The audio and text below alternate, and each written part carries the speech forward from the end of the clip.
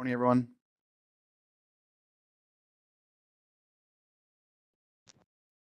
Mic check. Morning, we can hear you. There you go. Thank you. Thanks, Allison. Good morning. Can you hear me? Yeah. Okay, good. Thank you.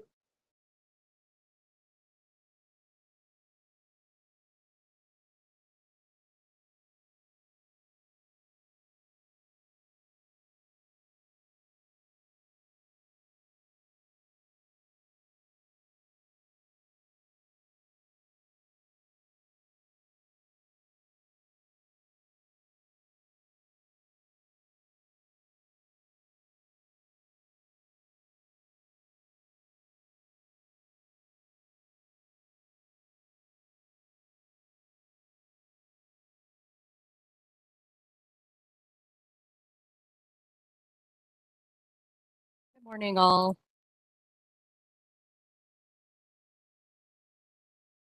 Can you hear me okay? Good morning. Yep. Good morning. Yes, we Great. can hear you. Good morning. Good morning. Okay.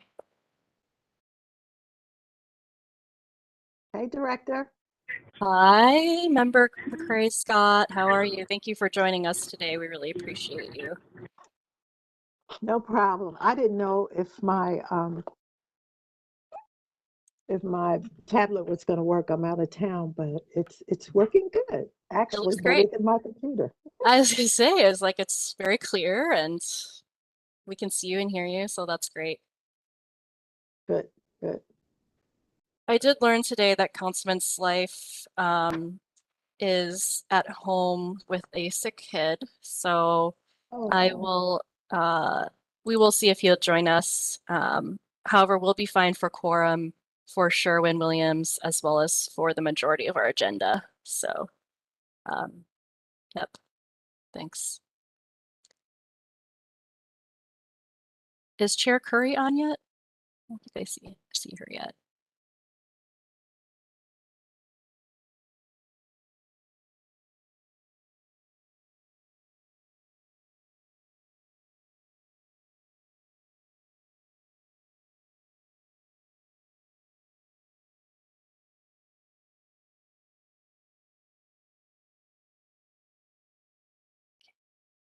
Let's see if she's joining.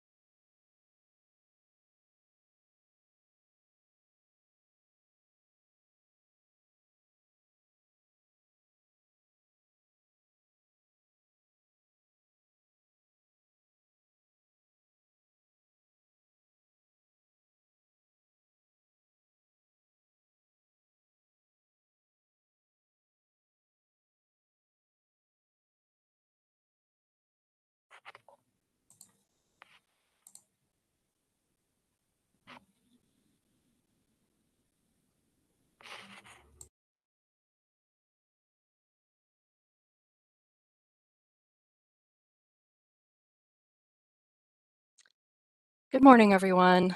It's good to see a joint commission on today. Happy Friday. Happy Guardians. Morning. Morning.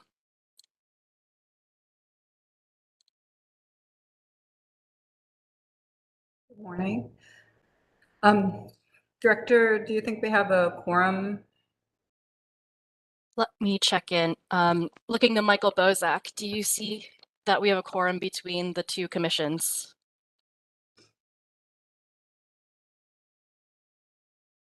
So glancing through the names here. I believe we do.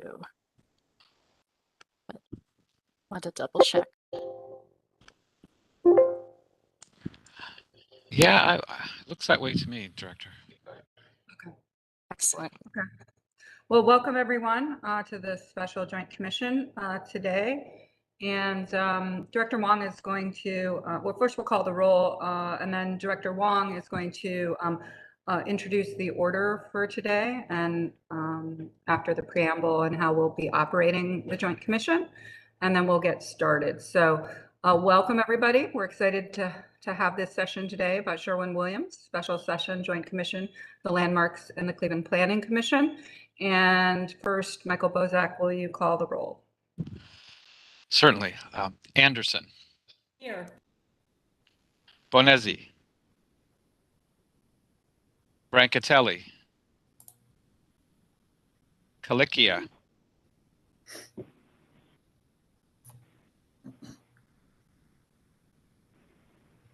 Downing. Here. Pryor. Here. Goodman. Here. Hooker. Present. Wong. Present. Curry. Present. McCray Scott. Present. Slife. Strickland. Here. Tarasic. Here. Trot.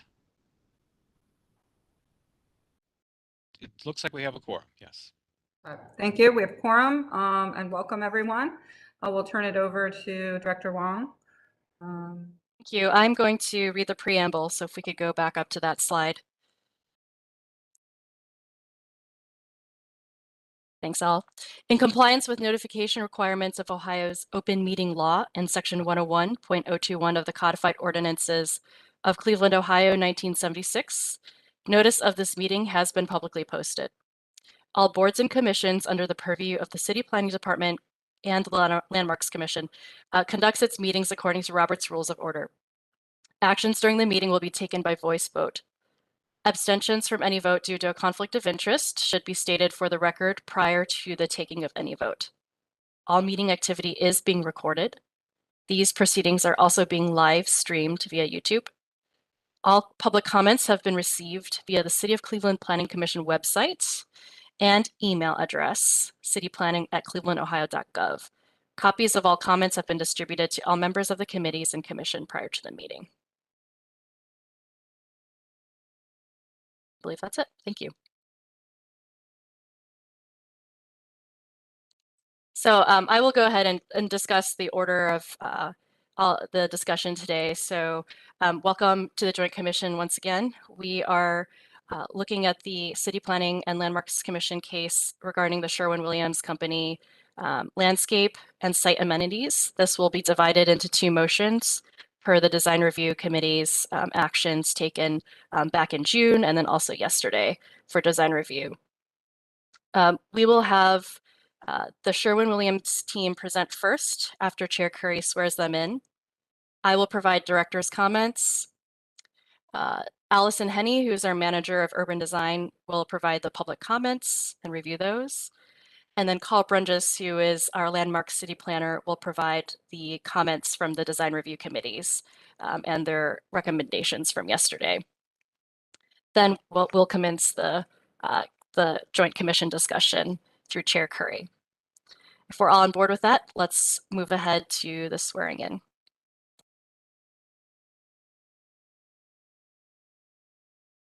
Mute. Sorry. So for anyone who's speaking on behalf of either the design team or Sherwin-Williams, I'm going to read the oath, and then I'll ask that maybe you individually say "I" and say your name, just so we know anyone who will speak or answer questions to this matter. So do you swear to tell the truth, the whole truth, and nothing but the truth for this matter now in hearing under the penalty of perjury? I do, Tim Right. Buckley. I do, Matt Julie Heisey. Young. Oh, I do, Andrew Albers. I do, Jamie Schwartzberg.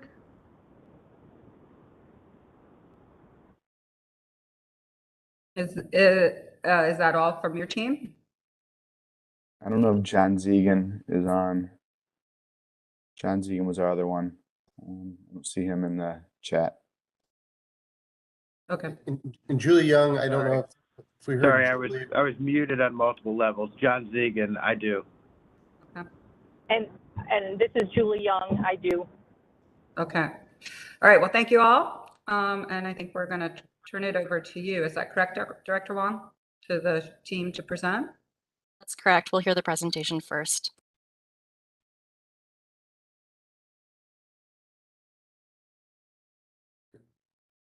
Great. Well, thank you. Unfortunately, I'm flying blind here a little bit. I'm not seeing the content on the page, which that's okay because I've got the easy part here kicking this off. So I just wanted to first start out and introduce the presentation team today. My name's Tim Buckley. I'm the Director of Corporate Real Estate for the Sherwin-Williams Company. Also presenting today is Julie Young. She's our Vice President of Communications. We have Andrew Albers with OJB Landscape Architecture, Jamie Schwartzberg with Daru Landscape Architecture, Matt Heisey with Vocon, and John Zegan with Osborne Engineering. Presenting today, we're presenting our landscape and site amenities plan. And just a quick recap of the different approvals we've been through. July, we got our conceptual design approval. September of last year, we did our schematic design approval. November of last year, we did our final design approval. And then most recently, here in June, we submitted for our signage, lighting, landscaping, and site amenities. The signage and lighting went on to Planning Commission, and that was approved. Landscape and site amenities was tabled at the committee level, and that's what brings us here today. As many of you may have heard or read in the motion forms, there's quite a bit of discussion yesterday about the public seating around the site. And I just wanted to level set a little bit before we get started. That, there's not a code requirement for us to provide public seating on our private property or within the public way. However, we do understand the city's desire to want to have street amenities in downtown and also to enhance the public transit riders' experience. Design Review had previously encouraged us to look at options to allow the public to enjoy the landscaping around the Color Garden and also improve the experience for those waiting for public transit. You'll see that we've added those amenities to our plan. Based on where we're at in the current environment downtown, the number, location, types of seating that we have provided in the plans is where Sherwin really feels comfortable.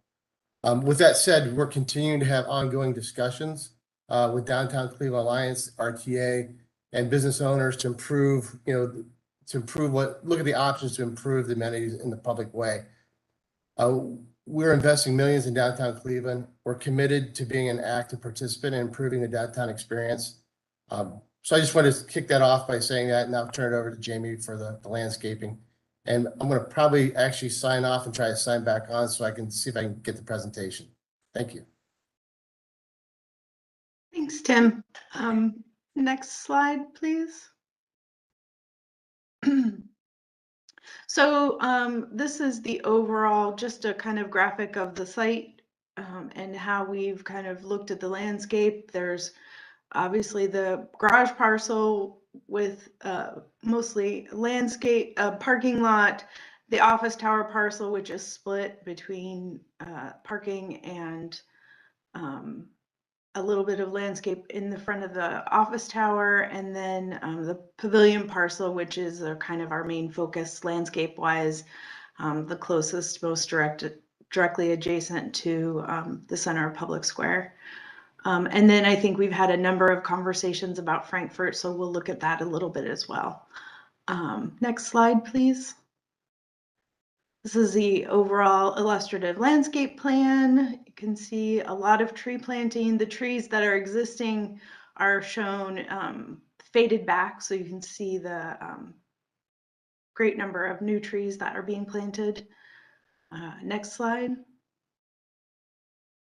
And this is a diagram showing the species of trees, and we had a good start of a conversation with the city forester yesterday about this. She really requested that we look at places where we can get trees to grow as large as possible and increase canopy density downtown, that we look at that. So we're going to review that. It's mainly around the pavilion building, and then have a circle back and have a conversation with her. Next slide. This is the tree species. So that Princeton Century Ginkgo is the focus on Frankfurt, and that we felt like gave us a good tall stately tree in areas where some places where it's quite narrow, but also let us get some height and some canopy in there. And then a really kind of lovely gold. What you're seeing here is the gold fall color, so a strong kind of linear presence along the street. Then we're replacing where there are ginkgos, or sorry, Gleditsia, the honey locusts. We are filling in the missing ones. We're using some special specimen witch hazels in the color garden. And then the other trees, crabapple in some of the tougher places in the parking lot. This is a fruitless crab, and that is in response to many of the concerns about bird habitat. We've got, this is the one that Jennifer Kipp asked us to look at, changing from this dwarf tulip poplar to a full-size one. And then a native sour gum in the parking lots, which is a nice tree. It's got really good red fall color. It doesn't have berries. It doesn't have seeds. It doesn't drop anything. And then along Superior, frontier elm to give us a really lovely high vase-shaped tree that functions well with pedestrian traffic and the kind of level of urban street traffic, buses, all the other things that happen in those areas. Next slide. So starting along, this is the parking garage parcel, and you can see a little bit of Frankfurt here. And I think Andrew will talk more about Frankfurt in detail, but you can see we're preserving as many of the existing honey locusts there as we can. It's actually a really lovely double alley along St. Clair. And then filling in the parking lot islands with trees. And we've actually managed to work with the lighting designers to make sure that all the islands have nicely located trees. Next slide. So this is new parking lot. This doesn't have, you can see there's just those 3 existing trees that are going to remain along West 6th. So we're infilling those and then adding a second row in our parking lot area to create that, again, that sort of double alley that happens on St. Clair to give that really nice canopy there. We've moved along Frankfurt, we've moved the fence inboard of the landscaping. It was originally on the exterior. So pedestrians, and we're really hoping that pedestrians will gravitate towards the wider sidewalk on the other side of Frankfurt, but if they are on this side, they'll have the landscape adjacent to them rather than the fence. And the same situation along Superior Avenue with meeting the screening requirement for landscaping, but keeping it exterior of the fence so that pedestrians experience the landscape and not the fence. As we move around, I think the next slide shows this is the sort of heart of the color garden and what we're calling the color garden and the rainbow walk. So the color garden is at the front of the pavilion. It's where all the guests and visitors enter. And this is, we designed it as an ombre in from a dark, almost black landscape to pink and white. And that was kind of inspired by paint chips, the color chips, and then really sort of moving around the building from there in a sort of rainbow walk of color that turns the corner onto West 3rd, and the color is mirrored on either side of the street for West 3rd. That was a interesting challenge because we end up having north facing and south facing. One is right under the office tower, so there's a sort of a lot of interesting microclimates and solar conditions that we're really kind of worked through to make sure that the landscape is happy and robust in all seasons. And then you see a little bit more of the tree planting, that starts right at Public Square that leads you down Frankfurt. Next slide, please. Sorry, if I'm going fast, we were asked to try to keep this short, so I'm trying to work through a lot of material quickly. Close up of the color garden and the rainbow walk. You can see we've kind of interspersed a mix of, and this was of shrubs and evergreens with perennials, so that we have kind of a good mix of both heights and levels and textures, but also seasonal interest. And you can see along the center in the color garden are those 3 specimen witch hazels. Next slide. Excuse me. Next slide, thank you. So this is a study that we did to kind of both look at the color garden in bloom and where the colors are, but also what are the evergreens that kind of anchor the color garden in the winter. So there's some understory ground cover evergreens that are mixed in, and also shrubs with winter berries and shrubs with evergreen shrubs. So next slide.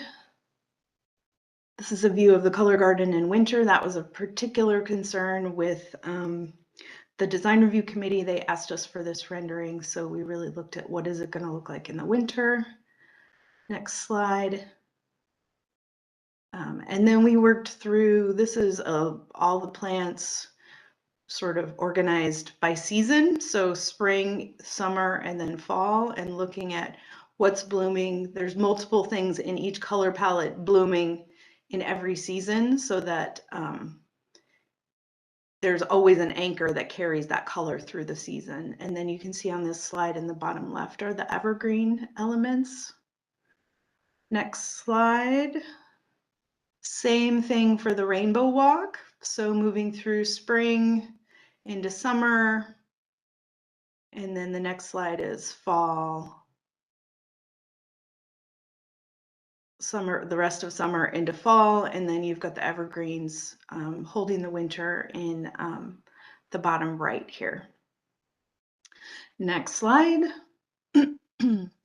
Again, very similar. I'll flip through this quickly, but sort of, and this was really answering some concerns from design review of the plants with the red borders are evergreen, the plants with the blue borders are semi-evergreen, so they have a winter presence of some kind, and then also indicating which ones are shrubs. So which ones, shrubs have a winter presence, they're up, they have leaves, they have structure, they have form, just maybe don't have leaves and flowers. So really kind of thinking about what is this going to look like in the winter, and we did that for the whole landscape. So you can, I think, go through the next couple slides fairly quickly unless anyone has questions or concerns about this.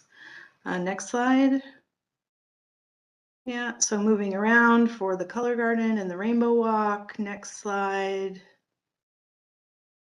Again, color garden here. Next slide. And we're on to paving, so I will turn the presentation over to Andrew. I'm sorry if that was really fast. Thanks, Jamie. So just orienting ourselves again, the garage block, the tower block, and the pavilion block. The majority of sidewalks and thinking about the streetscape are continuing the sort of standard Cleveland concrete sidewalk language, and then the highlighted areas here where we've changed materials or proposing a change in materials to highlight the entries of the buildings. So in red is a colored concrete that it would be sympathetic to the base course of the tower and the pavilion building, which is a dark stone. The yellow areas are unit pavers, again, in a color that would be sympathetic to the base course of the tower and the pavilion building. And then in the vacated Frankfurt, we'll have an enlarged plan to look at that, where we're proposing a special paving. Next slide. And then this is a photographs of representative materials. If you look in the lower left, this is the architectural materiality. That these are the chips of the materials that were presented previously. There's the limestone panels, the dark granite base of the building, and then concrete, and then the floor upon finish of metal. So concrete sidewalks, the enhanced concrete, which would have a color and a special finish that would look like sandblasting, the unit pavers, which this photograph appears a little beige, but the sample is a little bit darker. And then the Frankfurt paving, what we're proposing is a herringbone pattern of 3 different colors of pavers. The pavers would be a dark gray, a sort of tan beige color, and then a lighter gray that then kind of pick up on the architectural materiality. And if we go to the next slide, this is where that Frankfurt paving is being proposed.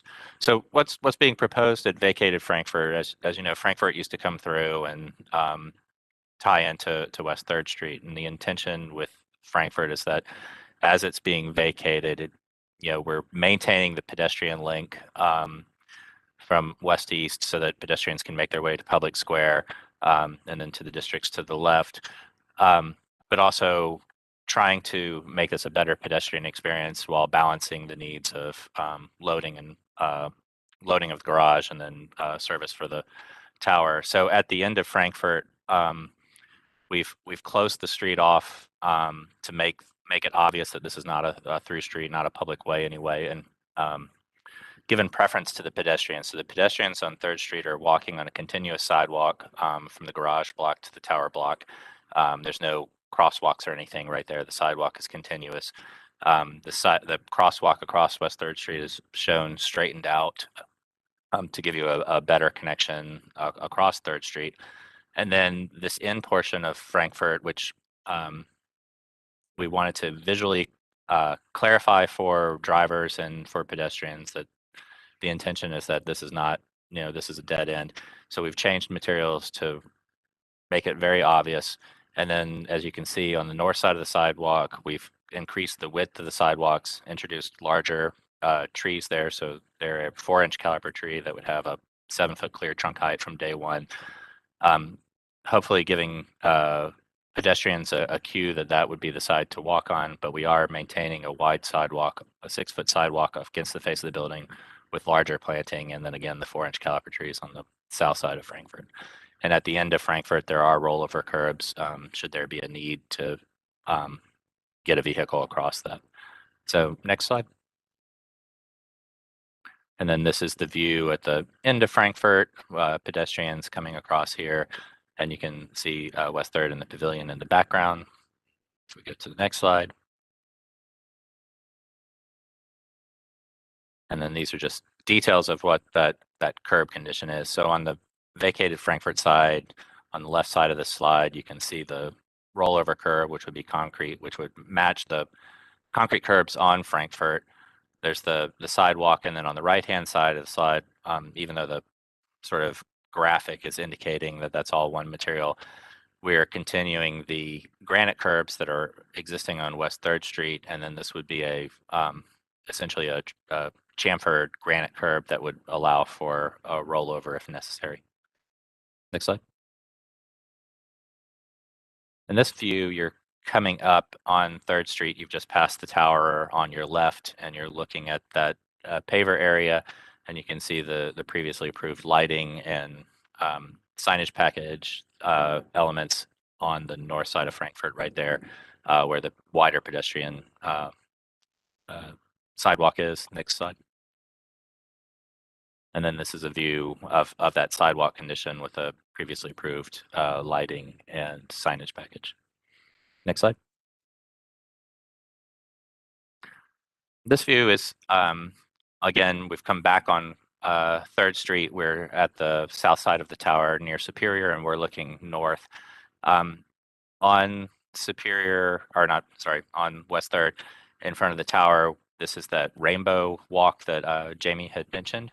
What we've done here, or what we're proposing, is that the section of that garden actually is tilted up and caught by a wall on the street side to kind of lift up all that planting to make it more visible to sidewalk experience adjacent to the tower, and then also from within the tower lobby. So if we go to the next slide, you can see the section here, 10'6" sidewalk adjacent to the tower. We have 10'6" for that planting and those street trees. And then on the right-hand side, this section is cut kind of north of the Sky Bridge. The sidewalk is wider. There is a drop-off that is farther south. So this portion of the sidewalk does vary, and you can see the landscape wall that's allowing us to tilt up the planting there. And if we go to the next slide, there's a construction detail of what that wall would look like. It has a chamfered top, and then to kind of pick up on the slope. And if we go to the next slide, these are just elevations of that condition. So elevation on the left is looking from the street. You have that little bit of raised element that would be a concrete finish with a sandblast to kind of even out any concrete imperfections. And then looking from the inside, you're seeing the elevated green of the rainbow walk. Next slide. This diagram, the red is indicating where those walls are. So the walls in front of the tower and around the south end of the pavilion, up through the sort of main entry on the right-hand side, have that same condition. As the walls continue towards Frankfurt or in the pavilion block, they become kind of free of the planting that's mounded up against them. And we'll see a view of what those look like. We are proposing a number of bollards to for both security and sort of or for security reasons around the site. The bollards on Superior are 6-inch bollards. The bollards at the corners of the tower and at the left-hand side of the pavilion building are proposed to be M30 rated bollards. So they have a 9¼ inch diameter versus the other bollards, which would have a 6-inch diameter. Next slide. And these are just views of what those elements would look like. So the left here, we've talked about the landscape walls previously, but this is a view of where those landscape walls become free of the mounding. You can see the chamfer top. You can see that they're the concrete elements. They would all incorporate skate stops, and what's been proposed are basically little small metal skate stops that would be formed into the concrete. The bollards, the middle photo is the M30 rated bollards, and on the right-hand side are the 6-inch diameter bollards. This view is taken along Superior. Next view, or next slide. And then this is that same view along Superior. You can see the street trees here have been pulled back from the curb line at Superior, and then the bollards have been incorporated into that line. We've brought the sidewalk all the way up to the face of the building there. Inside the building, the program of this space on Superior is sort of an outward-facing exhibition space, a display space for Sherwin, sort of publicly oriented. And so we wanted to give the pedestrian the ability to come right up and engage with those displays. So we've given the wider sidewalk. The street trees are pulled back from the face of Superior because of existing street lights, existing electrical lines, and then also just trying to give the trees a little bit more room so they didn't conflict with buses. Next slide. And then this is a view of those walls that are northeast corner of the pavilion.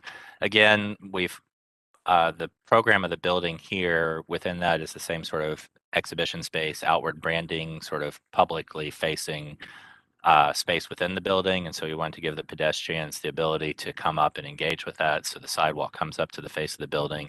the landscape walls push out and creates that sort of space that would lead or to engage with those displays, but also leads you diagonally across the block and through that main space and adjacent to the color garden that you see in the background there. Next slide. One of the things that we've been discussing with committee and with planning are opportunities for seating. These spots here have been highlighted as seating opportunities. We'll talk about the integrating some additional seating with the bus elements on the lower left, and then in the right, on the right hand side around the entrance to the pavilion, there's seating opportunities that face the color garden right there along the path to the main entry of the pavilion. So next slide. There are a number of existing bus stops along Superior on the tower block. And what we've proposed there is to kind of in line with the seating sort of on the property side of the bus shelter. That's where the benches within the bus shelter are. So kind of in line with those benches, we've proposed these new seating elements, given enough room to kind of circulate around, but also adding these seating elements there. What's being proposed are leaning rails. So not a sort of traditional sit-down bench, but a leaning rail. So you it's kind of like a seat that's set at 36, 42 inches, so that you so if you're waiting for a short period of time, you don't want to sit down, or you just want to kind of rest a little bit, this gives you a different sort of seating option from this sort of traditional bench that would be within the bus shelter. Next slide. And this just shows a layout at the other bus shelter. We would just have a single bus shelter adding two of the leaning rails adjacent. And next slide. And then this slide shows the products that are being proposed. So the leaning rail is the taller element. 30 inches tall is where that sort of leaning seat is. It's a metal material that comes up with a wood type panel or wood panel inside, so kind of make it a little bit less cold in the winter. But you can see on the left hand side that this is a common element used in transit stations around the world. So just a product similar to that to give a sort of different option than a bench. Around the color garden, using that same vocabulary of products, we're proposing a seating rail. So these are more of a bench height. It is essentially a bench, but a little bit narrower to give someone a place to stop and rest, but not necessarily. It's just it's keeping with the same language. Next slide.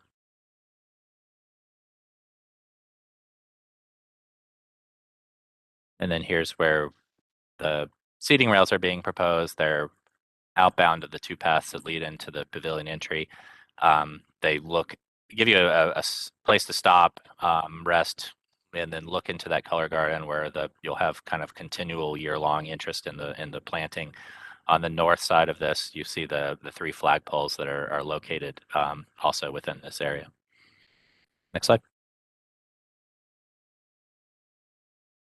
This diagram is a overall diagram of street furniture located throughout. We are proposing a number of new litter receptacles, kind of trying to place those in locations that seem like they would have the most benefit, locating them kind of adjacent to where we feel like entry paths would be.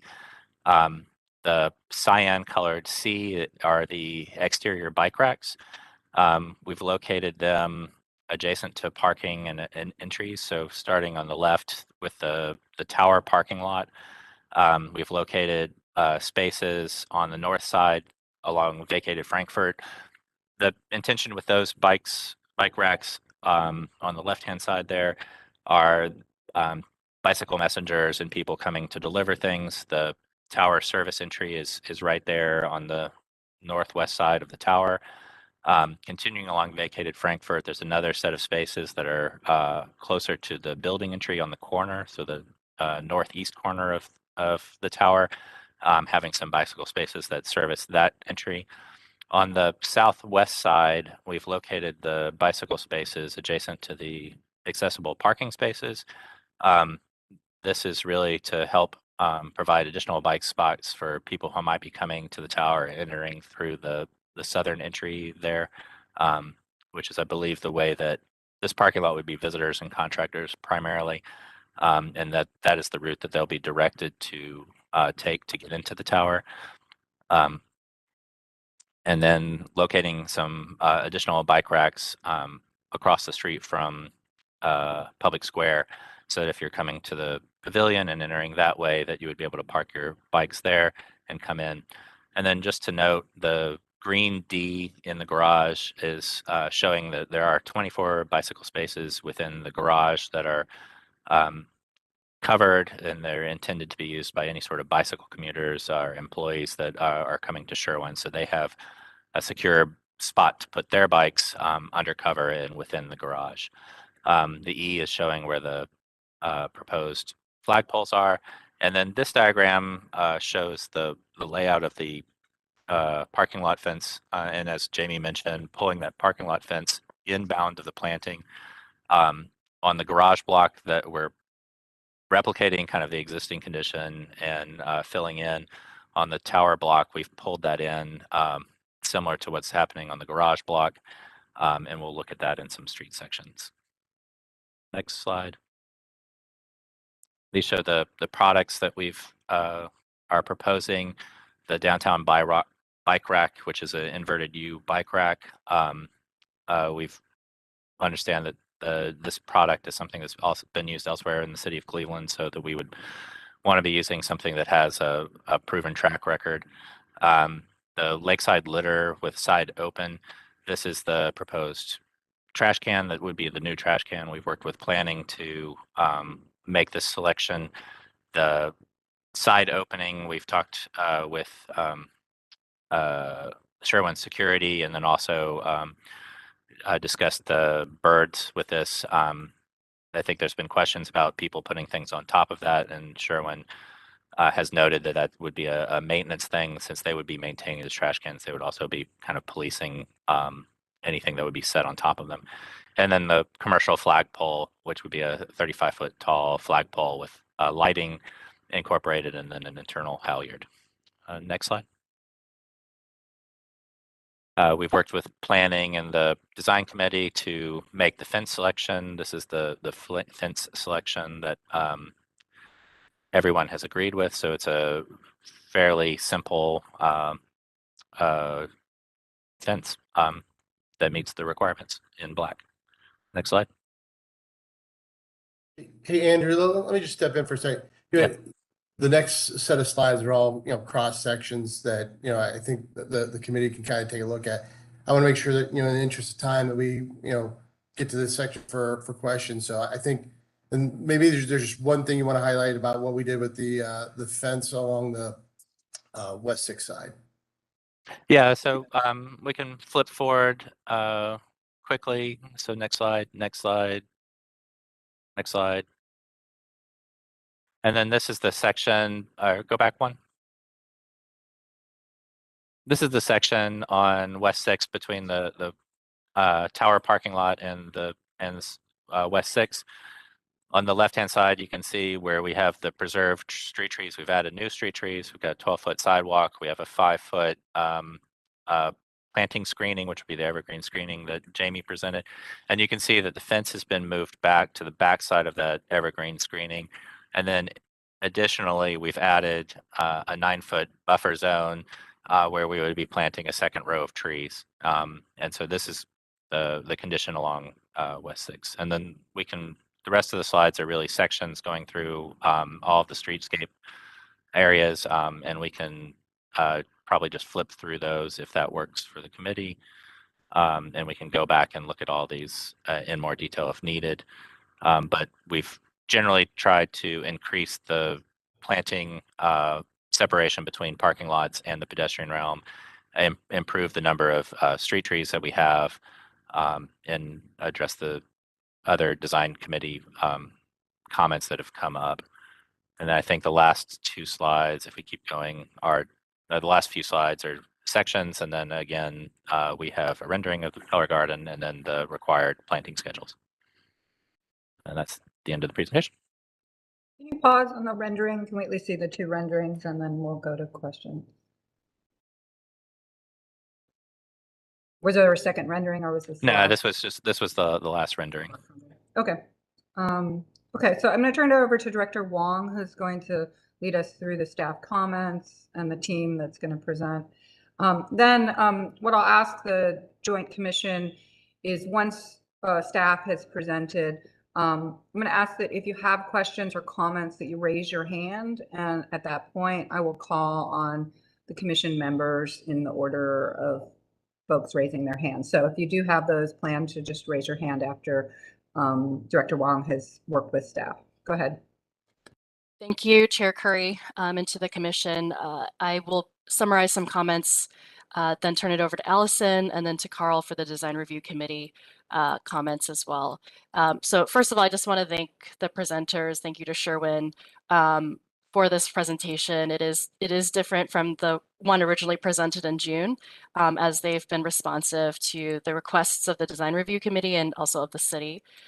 Just to recap process, since the last design review meeting, which was June 2nd, 2022, which is where these two elements were tabled, our staff team has met 3 times with the Sherwin team in person in June, August, and September, and then have had multiple discussions in between related to the presentation today, whether through email or phone. From the city's perspective, we have discussed our greatest priorities, including the site amenities for the public, such as benches and seating. We're really looking at the treatment of Frankfurt and the experience of West 6th Street. I'm happy to dive into the process of each of those if there's further questions about that from the city's perspective. We have come to a consensus through our discussions about these broader priorities and are supportive on the project advancing to final approval. And we are looking forward to the discussion today. We do recognize that there were concerns raised at design review, and so I anticipate those will also be a part of our discussion today. With that, I do want to turn things over to Allison Henny from our team, who will walk through the public comments that were received. If we could skip ahead to the public comment slide, please. So we did receive 2 public comments. This first slide is asking for clarification on the location of the leaning rails adjacent to the RTA shelters, and also clarification on the landscaping walls, as there was an inconsistency in terms of how they're represented in the design package. Next slide, please. We also received comment from RTA, who has asked that we not vote to finalize anything in the public right-of-way, as additional coordination needs to take place. And you will see that incorporated into the motion form from the Design Review Committee. Allison, I'm sorry, would you mind going back to the other question about the inconsistency of the landscape walls?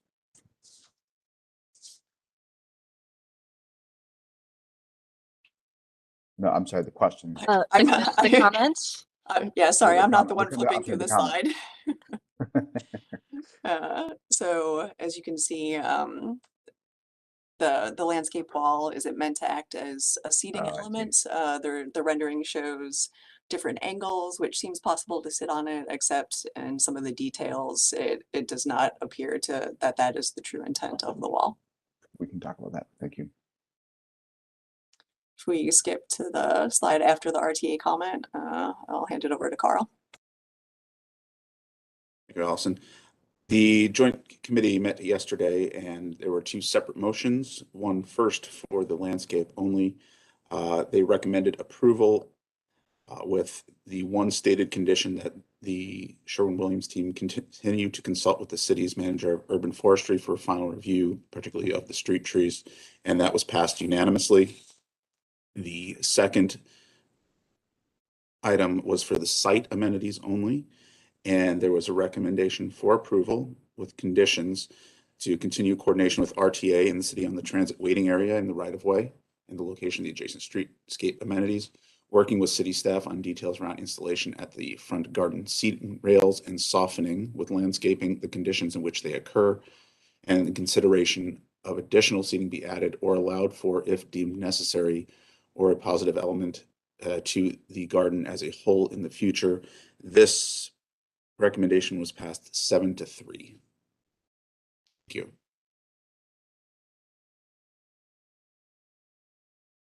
Thank Right, you. thank you to the staff.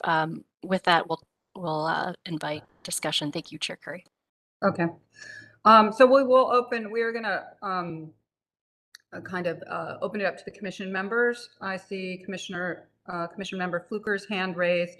I will ask that questions be made or comments, and then as the design team might address them or answer them, please ask that you address the chair, and we'll work through as we go. So Commissioner Member Fluker.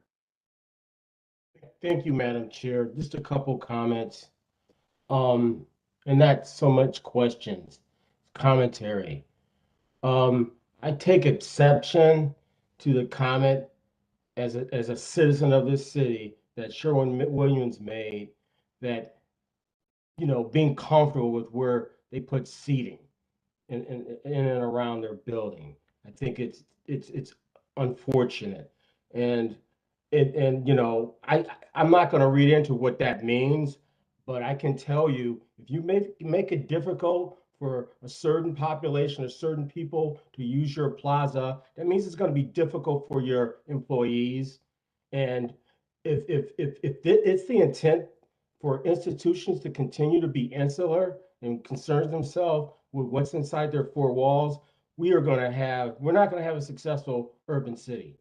The other thing is, I think the use of bollards are passe. There's examples like in Times Square where they use more organic and more things that people can sit on. They don't feel like it's a safety concern. I just think it's unfortunate. And this is a question. I didn't hear anybody make mention of charging stations being available in the parking garage and/or surface parking lot. Thank you.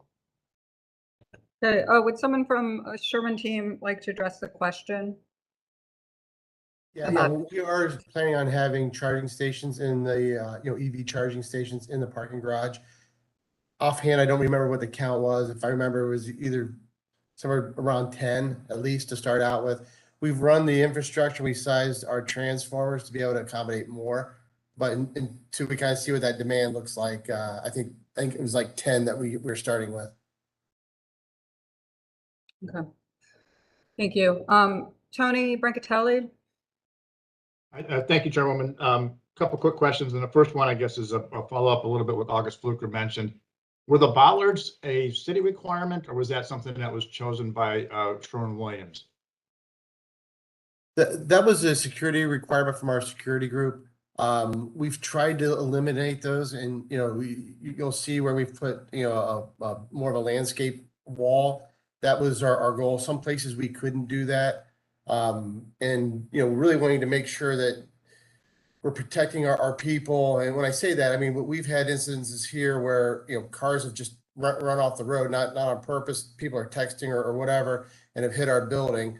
So this idea of where we've put these bollards is to protect the most sensitive areas where our people are. We've tried to minimize the use of bollards as much as we can, and also try to make a nice looking, stainless steel looking bollard. So at least it's more aesthetically pleasing.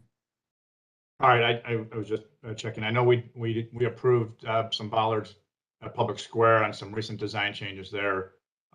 Just trying to figure out how a universal feel doesn't seem like we're caging ourselves in. I do like the landscaping plan, and glad you're working with the city on the type of species. A quick question on the fence selection. I know that's a standard fencing, and we've been seeing that a lot downtown. The question I raise is the quality of the material for the fencing, because we've seen all these different grades of decorative fencing, from really flimsy that doesn't last much after a few snow plows and bad winters, to some hardier. And I don't know if this is to the city staff or to Sherwin-Williams directly. is there a grade specific around the hardiness of the decorative fencing?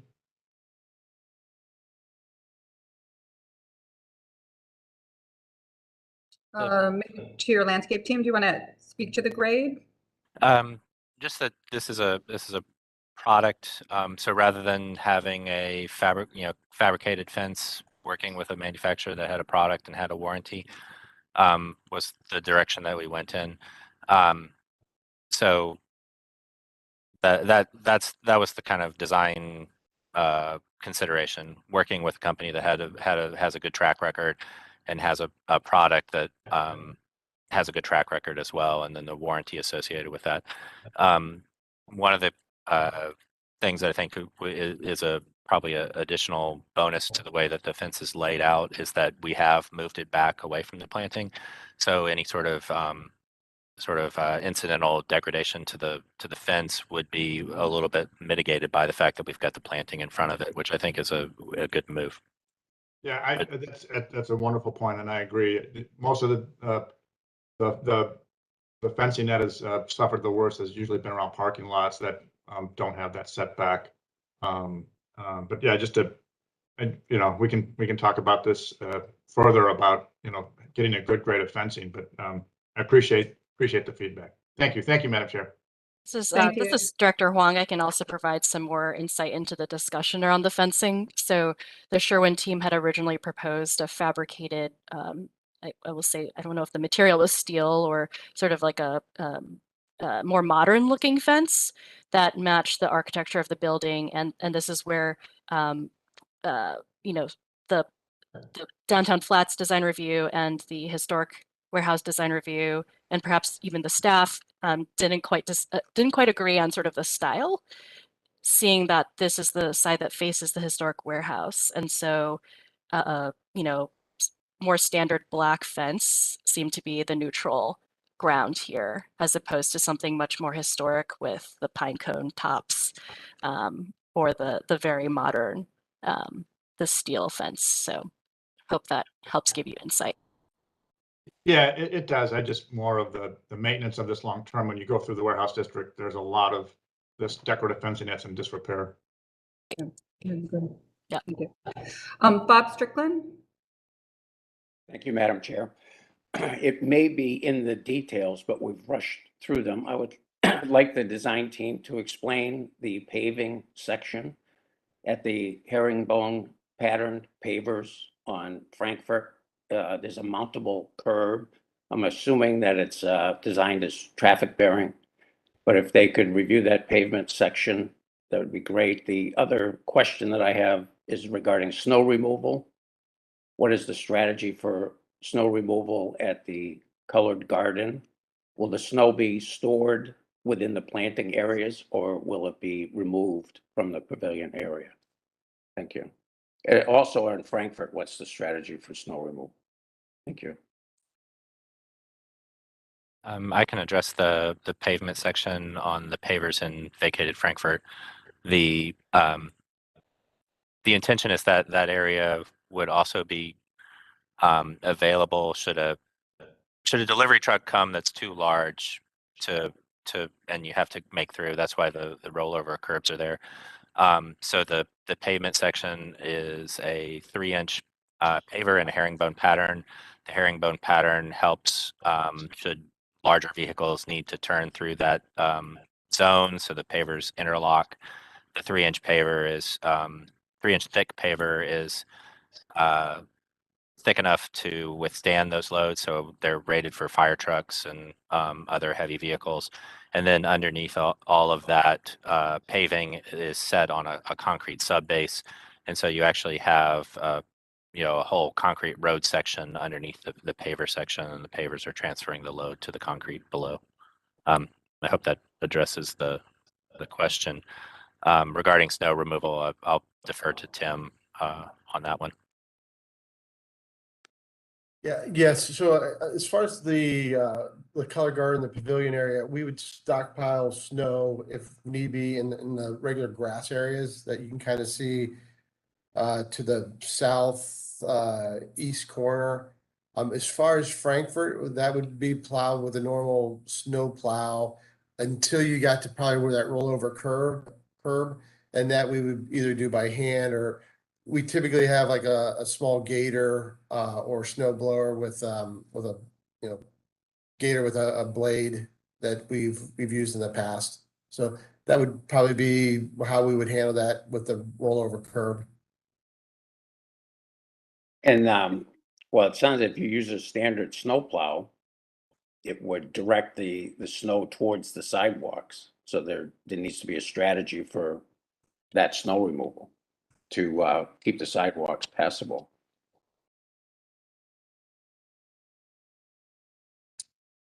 We will continue to work on that and make sure that we work with our landscape or our snow removal company to make sure that we figure out how to stockpile that. All right, thank you. Thank you. Commission members, I didn't see any other hands. So if there are any other questions, I think Director Wong might want to say a couple other things. I will say that based on the needed motions, we will need 2 motions. This will be a joint vote of both commissions, so anyone can make a motion and a second. We will need a motion for the landscaping with the design reviews comment around urban forestry review or any additional conditions or comments. And then we'll need a second separate motion on the site amenities and package. We'll point out this is final approval. So if we do give final approval, then it will authorize staff to work on the conditions and the director can sign off once the conditions are met and it will not have to come back to the commission. So before we entertain a motion, Director Wong, was there anything additional you wanted to add?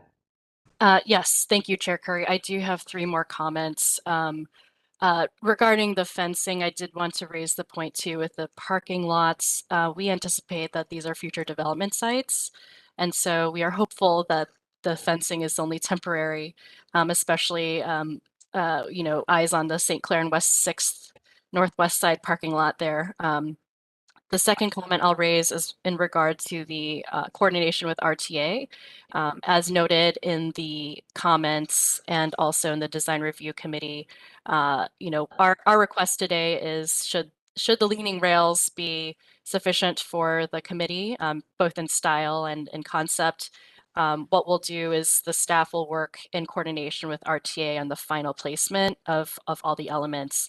We did encourage additional site amenities for transit waiting environments, but also recognize that we'll need to continue that coordination with RTA in the public realm overall in the whole area here. My last comment is related to seating, and this was actually raised after the meeting yesterday, but I think I should bring it to the public discussion around the benches in front of the pavilion.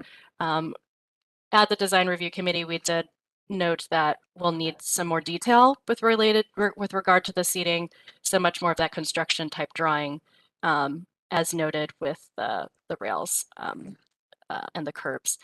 But I do want to note that it would be helpful for us to sit down with Sherwin staff and talk about ADA accessibility and making sure that as the seating is arranged, that we can make accommodations for folks with ADA needs, as well as thinking just through other sensory elements that would help folks who are sight impaired or, just other elements to make sure that folks with ADA can enjoy the space as well.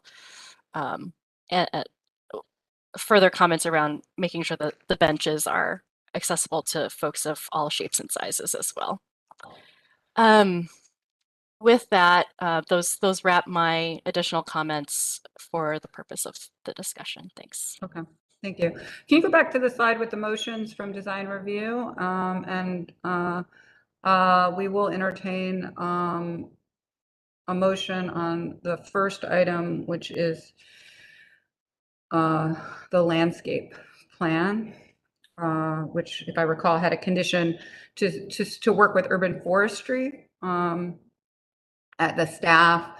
So this can be internal, and if everything is worked out, they would not have to come back before the commission. So, Madam Chair, go ahead.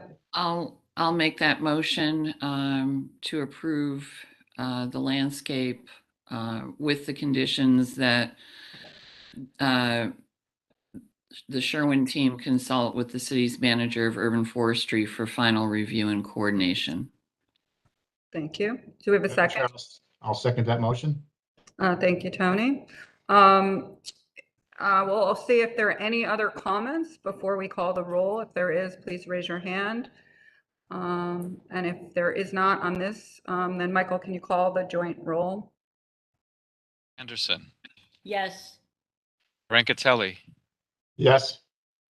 Downing, Yes. Dryer, Yes. Edmund, Yes. Hooker, No. Wong, Abstain. Curry, Yes. McCray Scott, Yes. Strickland, Yes. Jurassic. Yes. Motion carries, I believe. So, thank you. We'll need a separate motion now on the site amenities. I think what I heard also is that the staff would like to continue to work with the Sherwin-Williams team on these elements and continue to make improvements. I think this would authorize staff to sign off unless there is not agreement, but they could continue to work on these items here. So, Madam Chair, I'll move approval, but I'm particularly concerned about the seating. So incorporating the committee recommendations from design review, I just think the seating really needs to be looked at by staff because I don't think it works for the majority of people who would like to enjoy the space. So I will move approval with the comments listed. Should I read them all into the record?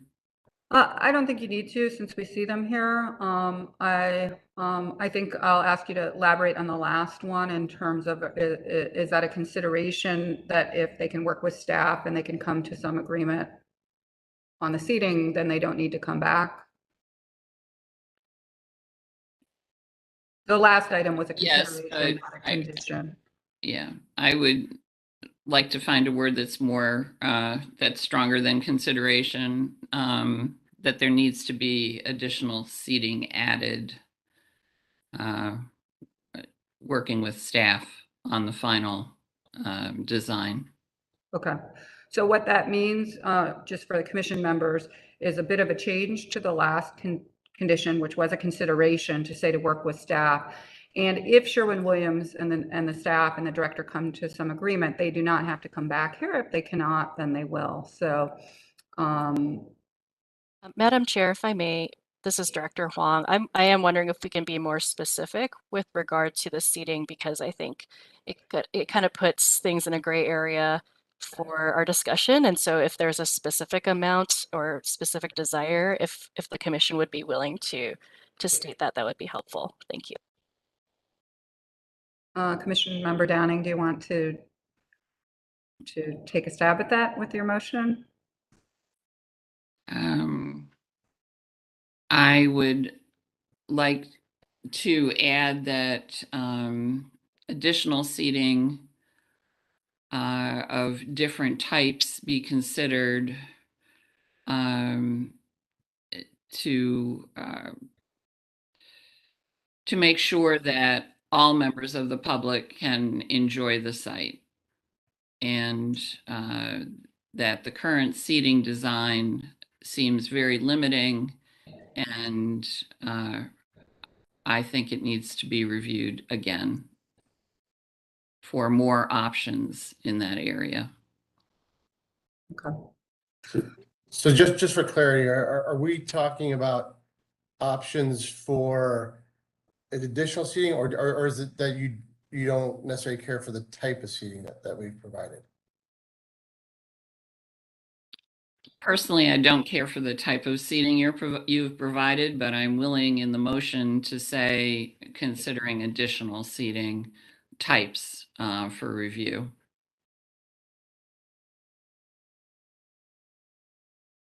Okay, so we have a motion. I think the motion gives you some latitude to work with staff to provide additional options on the site, if you will. So do I have a second? This is Bob Strickland. I'll second that motion. Okay, we have a motion and a second. Can we, any other comment before we call the roll? Madam Chair, is there a timeline? So the notion is that Sherwin-Williams will work with staff, and if they can't come up with an agreement, then they would bring it back to this committee, to the joint committee. Is there a timeline on that, or is that? I'm just concerned. I don't, not to have this drag out, I guess, and I know it's a lot of pressure on the director, but just trying to figure out the next step here. Well, it's really up to them because they can't really get the permit without her. She cannot sign off on the permit until they have agreement, but she has the authority to do so when they have agreement. So it's really up to them to work it out, and they can come back anytime. So if this needs to come back, we can put it on anytime. We would be willing to do so. Okay, thank you, Madam Chair. All right, can we call the roll? Anderson, Yes. Brancatelli, Yes. Downing, Yes. Pryor, Yes. Edmund, Yes. Fluker, No. Wong, Abstain. Curry, Yes. Cray Scott, No. Strickland, Yes. Jurassic. Yes. Motion carries. Thank you all very much. Appreciate this. We're going to kind of close the Joint Commission and move forward with the regular Planning Commission agenda. So everyone's welcome to stay if you would like to stay for part 2. But other than that, we will move on to the agenda for today's date for the City Planning Commission. I think we're also, Director Wong's going to reread the preamble, and we're going to also have to call the roll for this second part of the meeting as well. So, Director Wong. Thank you, Chair Curry. If we could advance to the next slide. And thank you to the Landmarks Commission for joining us this morning. In compliance with notification requirements of Ohio's open meeting law and section 101.021 of the Codified Ordinances of Cleveland, Ohio, 1976, notice of this meeting has been publicly posted. All boards and commissions under the purview of the City Planning Department conducts its meetings according to Robert's Rules of Order. Actions during the meeting will be taken by voice vote. Abstentions from any vote due to a conflict of interest should be stated for the record prior to the taking of any vote. In order to ensure that everyone participating in the meeting has the opportunity to be heard, we ask that you use the raise hand feature before asking a question or making a comment. The raise hand feature can be found in the participants panel on the desktop and mobile version and activated by clicking the hand icon. Please wait for the chair or facilitator to recognize you and be sure to select unmute and announce yourself before you speak. When finished speaking, please lower your hand by clicking on the raise hand icon again and mute your microphone. We will also be utilizing the chat feature to communicate with participants. The chat feature can be activated by clicking the chat button located on the bottom of the WebEx screen. If you are on the phone, call-in users can unmute by using *6. Thank you. All meeting activity is being recorded via the WebEx platform. These proceedings are also being live streamed via YouTube. All requests to speak on a particular matter via our website and email have been considered. We have also received emails from those who have provided written comments on a particular matter. And if I may, Chair Curry, before we dive into the agenda, I did want to note that there was a rezoning that was postponed while it was not on the agenda for this week. The notices did go out 14 days prior. And so I just want to note that there will be no public hearing for the rezoning today, in case anyone is here for that. Thank you. Thank you. Can we call the roll, Michael? Downing, Present. Fluker, Present. Curry, Present. McCray Scott, Present. Blythe. Madam Chair, we We do have, have a quorum. thank you. Before we jump in, I want to thank the director for actually the tremendous work she's done in short order to really look at the procedures of this commission. We've seen that over the past months. And this is an additional thing that she has really brought to process here, which I want to thank her for that from a governance point of view. So I'm going to ask her to describe why we're doing this and why we'll be doing this going forward. And I want to thank her for this great work. Absolutely. Thank you, Chair Curry. According to the City of Cleveland's rules of the Planning Commission, which can be found on our website, there is a agenda listing in there that shares that we do need to approve the minutes from a previous meeting. This is very common for all public meetings to review the minutes. Essentially, what this means is every week when we publish the folders online and the presentations online, there will be a folder that shows the meeting minutes from the prior meeting. These meeting minutes include the motion forms. And so prior to the commission meeting, we request that the members take a look at those motion forms, ensure that they've been recorded accurately. And then what we'll do simply is take a vote of approval in the beginning of each meeting for those minutes. Thank you. Thank you. So additional work as you get the agendas prior to the meetings is to really take the time to read them, to make sure that your comments or your motions or anything in them are correct, because they will be recorded. And so it is important that as a commission, we take the time to approve them in advance of the meeting so that we can approve them. So I hope everybody had a chance this week, as Director Wong had sent them out a few days ago. And then I'll ask for a motion to approve the minutes if that is the case. Madam Chair, I move to approve the meeting minutes as presented. I'll second. Motion and a second. Okay. Michael, can you call the roll? Downing, Yes. Fluker, Yes. Curry, Yes. McCray Scott, Yes. Motion carries. One other thing before we jump into the meeting, even though we'll do this formally at the next meeting, Director Wong, I hope it's okay if I put you on the spot now, because I am going to leave early, is to talk about the fact that at the next commission meeting, we will have 2 new members and a full commission, and I'm really happy about that. So could you take a minute or two just to say something about that? Sure. So you may have seen the news that Mayor Bibb has appointed 2 new members, Marika Shiori Clark and also Erica Anthony, 2 very powerhouse women. They were confirmed through City Council this past Tuesday in the mayoral appointments committee, and it will become official should City Council pass this on Monday, October 10th. Pending their paperwork, of course, they need to be registered within the city's HR system. They may be able to join us at the next meeting, if not, definitely November 4th. But I do recognize that we often are tight on quorum, and we appreciate the commitment of the members who have been able to join us, even despite vacations or being away, and we really do appreciate your commitment to the city. Thank you. Well, thank you. Tremendous 2 new members. And when they come, we'll ask them, we'll introduce them properly, talk a little bit about their background, and introduce them to the commission as well. But very excited about that. All right, so let's go to the first item.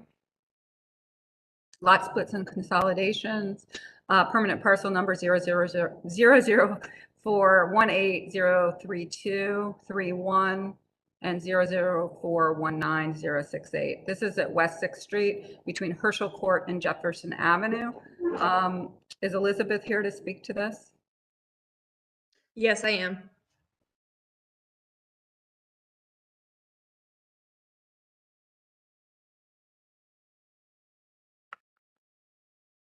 Are you going to present the project?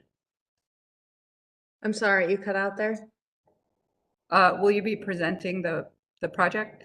Can you see the slides? I can, yeah, I can see the slides. So we are basically seeking approval on lot consolidation. The required minimal size is kind of what triggered us to present to you guys.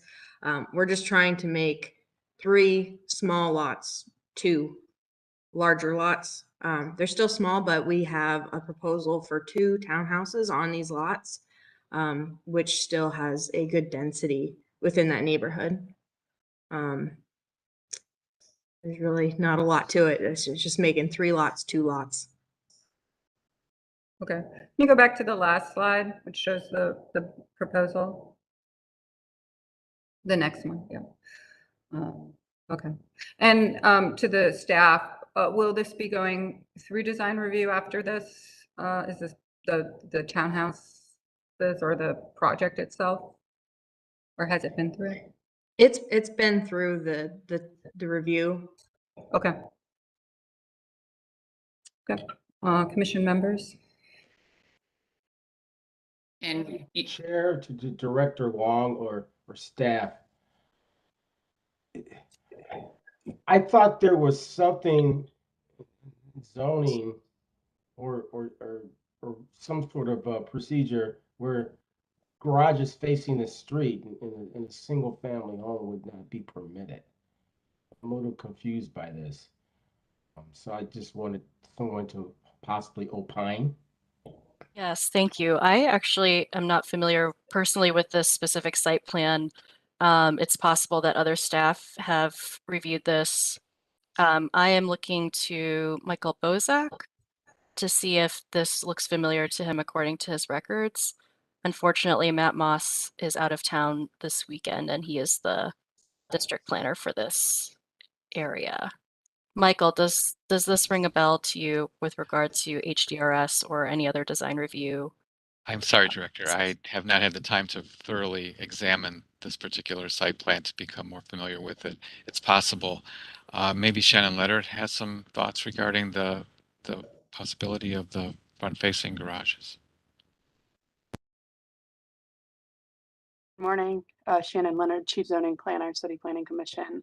So for single family homes, garages can front the primary street. They just have to be set back in the rear half of the lot.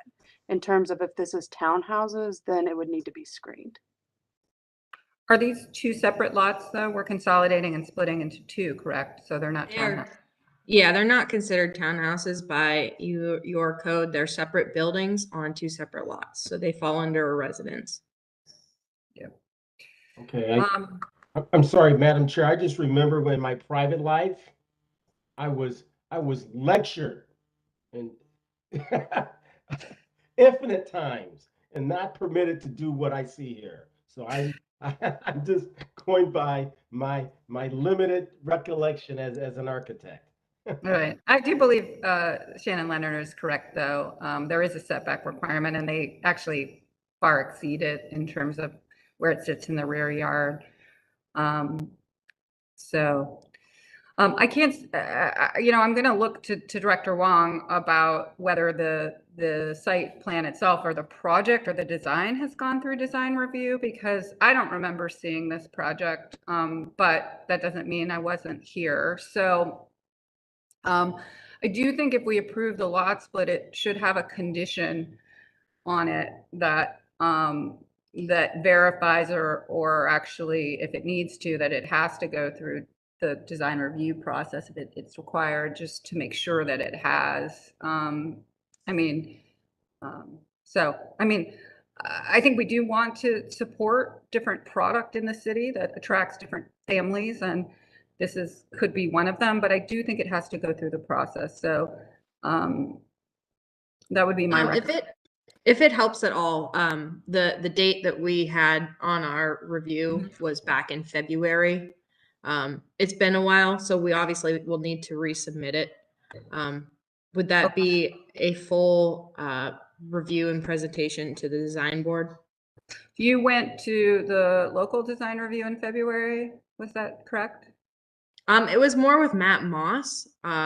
He was kind of handling that, so I wish he was here to speak to that. Right. So anything 5 units or below goes through housing design review.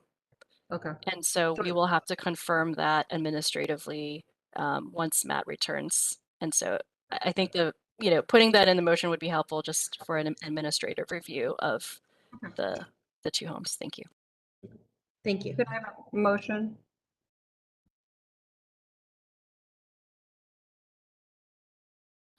I'll move approval with the caveat that they go through housing design review for approval Okay, or a verification that they already have. or verification that they already have approval. Do I have a second? Second. Okay, motion and second. Can we call the roll? Downing, Yes. Luker, Yes. Curry, Yes. McCray Scott,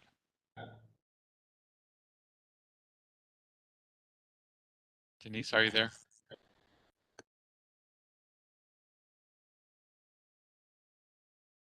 I don't know if I see her, if she popped off. Oh, no, there she is. Commission member McCray Scott, are you still on? Yes, I was having some technical issues. Yes. Okay. Do you vote in affirmative on this motion? Yes. Okay, thank you. Motion carries. Thank you. Next item. Thank you.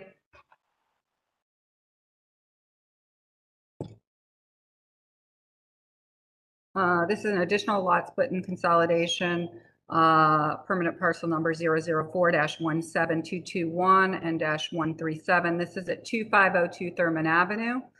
Jill Brandt. This item was approved by the Planning Commission. So I assume we're seeing it here because there are some changes. Is that correct? Yes, we are here seeking a lot split for townhomes. It was approved, I believe it was just approved for townhome use back in November. So we're here to seek the approval for the lot split. And I believe, again, this is the size of the lots that have triggered this. We did receive design board approval in August. So again, it's we're splitting to four units. We feel that it's, in scale and in keeping with the character of the neighborhood. Can we see the plan, please? Thank you.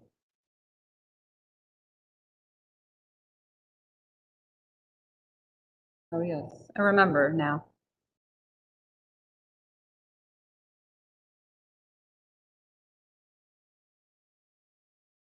All right, commission members. So basically, we did approve this. Shannon, I'm going to assume we did approve this for the townhouse code. And so this is just following up on that, correct? Correct. Okay. Can I have a motion? I'll move approval. Downing. I second McCray Scott. Okay, motion and a second. Can we call the roll? Downing, Yes. Luker, Yes. Curry, Yes. McCray Scott. Yes. Motion carries. Thank you very much. And have a good day. Thank you. Next item. I believe we're moving to design review. We'll start in the Northeast. I'll need to swear in on the following cases. This is a proposed demolition at 5925 St. Clair Avenue. This was approved with conditions at local. We did table this on August 19th. So we're going to need to first remove it from the table, and then we'll hear this case. So can I have a motion to remove this one from the table? I move to remove it from the table. Downing. I second McCray Scott. Motion and a second. Can you call the roll? Madam Chair, I must recuse. Then we don't have Okay. a quorum. Do you need to recuse, or can you abstain? Do you know? I'm always safe when it comes to when I'm not really sure how, St. Clair Superior is involved, whether or not they're going to be transferring property. Right. I'm the board chair, so I always pay that one safe. Okay, so how about this? Let's not remove it from the table. I'll tell you why, because Councilman Slythe will be here in a minute, and we can do this at the end when he arrives, before we take the last item. So if you don't mind, and I apologize to the applicant, but in order for this to move today, we need to wait for the councilman to arrive, which he is coming. Yeah. So let's leave this one. Let's not vote on it, and remind me to come back to it in the end, Director Wong, if I forget. Okay. The next item is a proposed demolition at 1329 East 105th Street. This was approved as presented. I need to swear in Alexander, if you're the only one to speak. Do you swear to tell the truth, the whole truth, and nothing but the truth as you shall answer to the penalty of perjury? I do. Okay, go ahead. All right, so this is an existing building that's on the same site as the Gold Coast Lofts project that was previously reviewed and approved. And we realized that no one had presented this for demolition, so we're coming back to tie up that loose end. Okay, you can move pretty quickly through this one. Yeah. So, you know, you can see the building on the site. We took some interior and exterior pictures. It's in fairly rough shape on the interior for sure. So yeah, we'd like to just remove it. The last slide shows where the building is in relation to the proposed and approved site plan. The next slide, I think. So it would interfere with the building footprint and the parking, as well as the proposed future townhouses along Churchill. Okay, can you just show the image of what the actual front of the building looks like, just because I missed it, if you go back?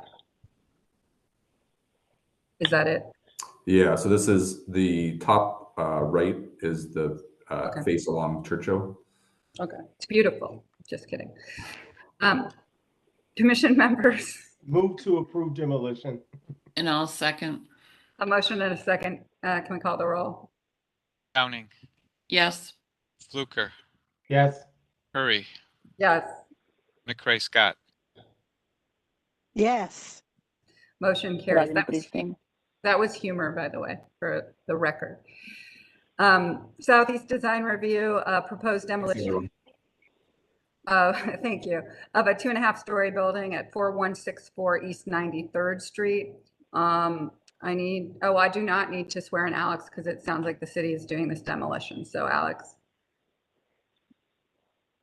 That's right. These are demolitions brought forward by the Demo Bureau. I do not see Alex on. I know he was on earlier.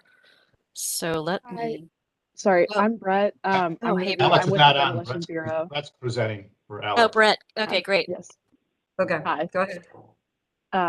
Hello. Yes. So I'm Brett. I'm presenting on behalf of the Demolition Bureau for a handful of Madam demos. Chair, could I get the last name of the presenter, please? Parsons. Brett Parsons. And your city staff, right? Yeah. Okay. Thank you. Yeah. Go ahead. Sorry. Yeah. So our first presentation is for the demolition of 4164 East 93rd. And we presented this to the Southeast Design Review District. If you go to the next slide, just some information about this property. 2-story, 2-family building residential property. It's been vacant since at least 2020. The city has received 5 formal complaints and has had to board up this property over 3 times. And our plan would be to clear the area and then grade and seed. If we go to the next slide, it's the site location. It's sort of near the corner of Miles on East 93rd. And if you can go to the next slide as a little bit of context for where this property sits, just north to the school or to this property, there is a new school and a CDC office. So this area could have sort of a lot of pedestrian traffic, which could just be something to think about.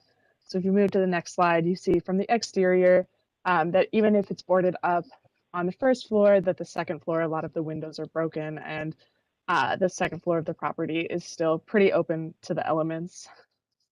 If you could go to the next slide, here are some interior photos of some bathrooms, and just you can see that there's a lot of interior damage, especially some holes in the ceiling.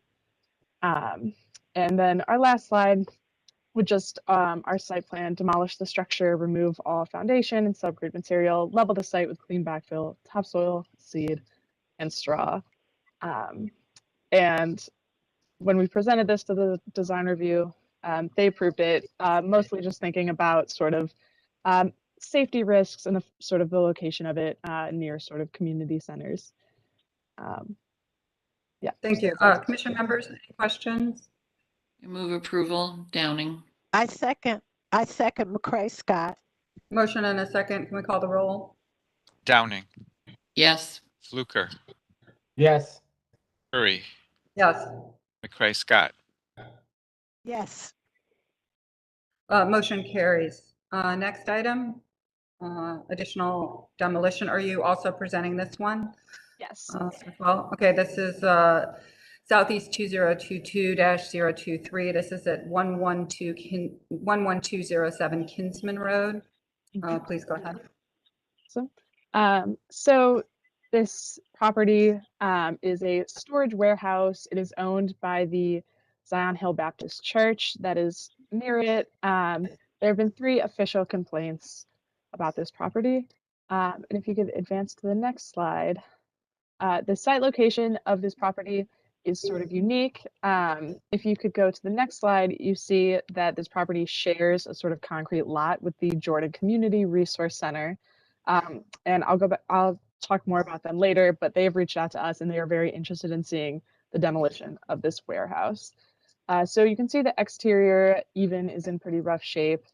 And if you could advance to the next slide, falling apart in some areas. And you can see that there's sort of a lot of trash always appears in this area. If you go to the next slide, you can see that the dumpsters are overflowing. And the next slide, you can just see the interior is trashed and just not in the greatest of shape. And so our plan would be to demolish the structure, same as last time, remove all foundation and subgrade, level with clean backfill. And then if you go to the next slide, we have just a word from the Jordan Community Resource Center who reached out to us. They have been really active about rehabbing the interior and exterior of this property, and they've invested a lot towards renovations, also of this shared lot that both of these properties share. And they just expressed to us that this abandoned and condemned property presents an increased risk to the safety of customers, residents, and the community. And if you go to the next slide, we have sort of some words from the CEO. She reached out to us.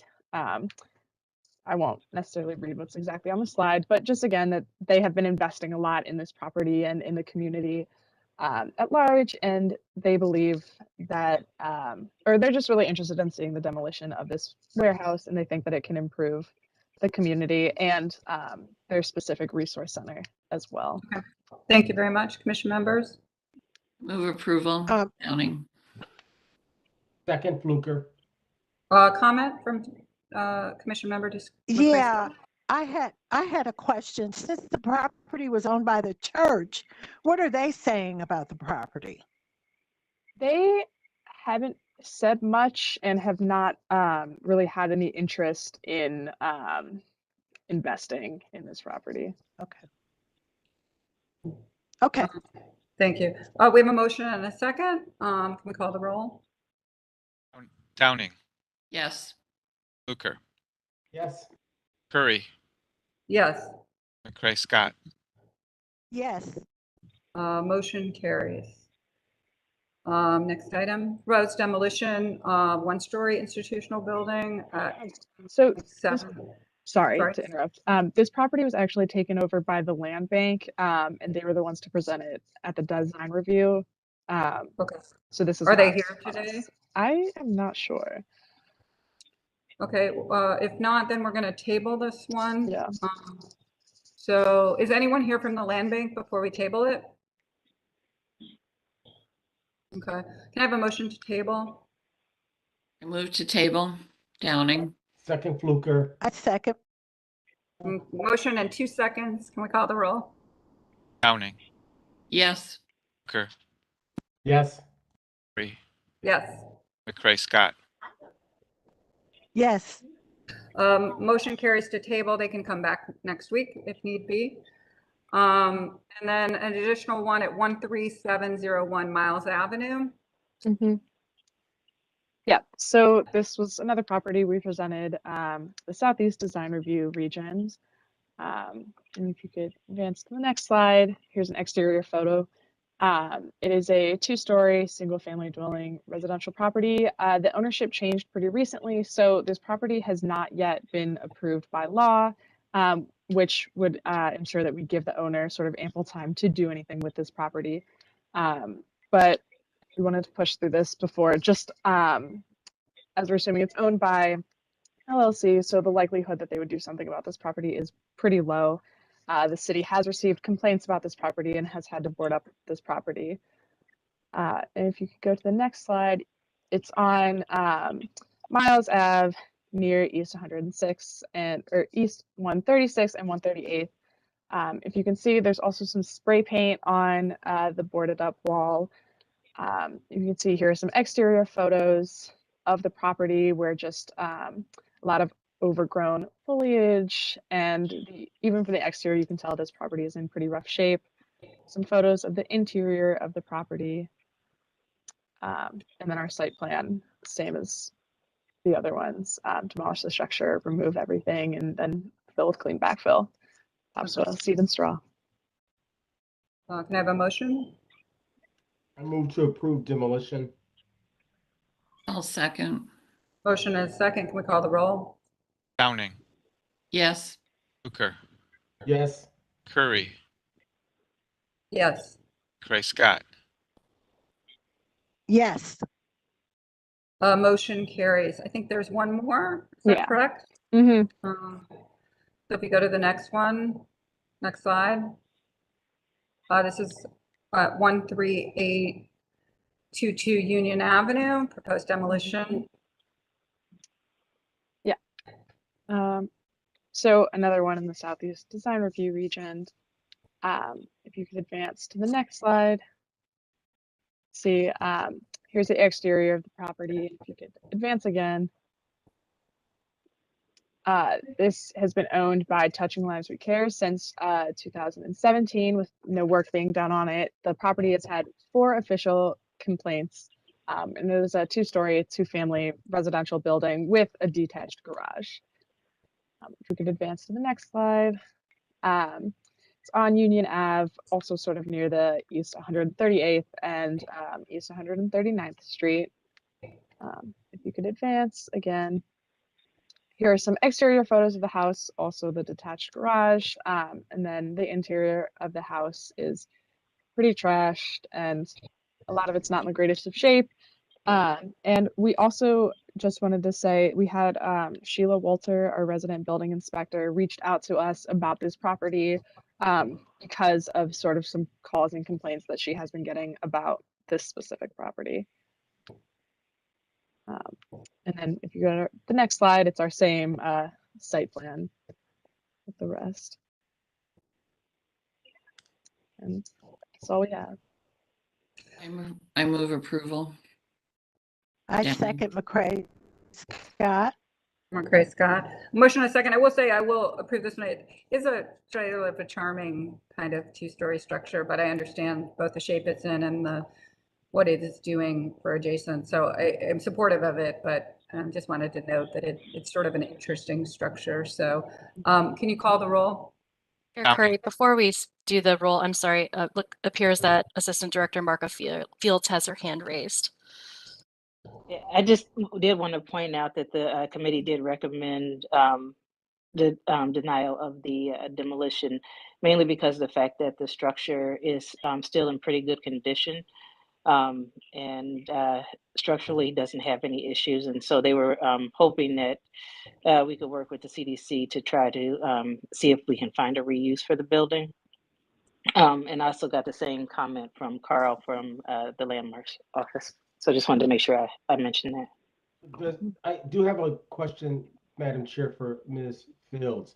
Does Union Miles have the bandwidth? I assume this is Union Miles to do this, because I know that they're looking at restructuring and so forth. So just asking that question. Yeah, that's a good question. That's something that we would have to talk to them about. We have not had that discussion yet. And although it is charming, and I did say that, if you look at sort of like the porch and the structure, it does look like there could be some real structural issues as well, if you look to the left there. So I am worried about that, and the back taxes are significant. So we do have the authority to approve this demolition, even though the local recommended denial. So up to commission members. So we do have a motion. We do have a motion and a second, so we are going to need to vote one way or the other. It also appears that Mr. Jim Mayer has raised his hand, wanted to see if that was for this particular case to the chair. Okay, although I will ask if he does, although it is unusual to take public comment, but Jim, are you here to speak to this matter?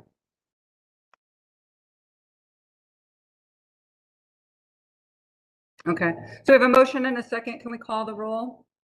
Downing, Yes. Hooker, August? I was muted. Yes. Curry, Yes. Cray Scott. Yes. So motion carries.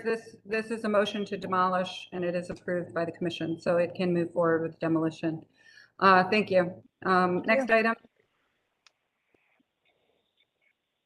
Chair Curry, if I may, this is Director Huang. I just want to make a comment for the record on behalf of our partners over in the Department of Building and Housing.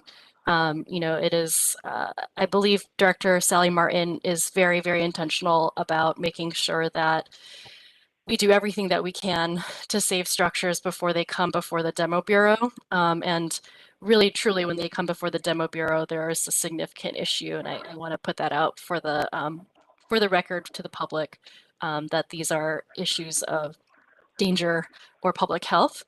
And I know Director Martin has been working very, very hard to make sure that particularly out-of-state LLCs are addressed properly. And she's working quite hard on the policies around that, hopefully to be introduced at some point. So I just wanted to put that on the record. Thank you.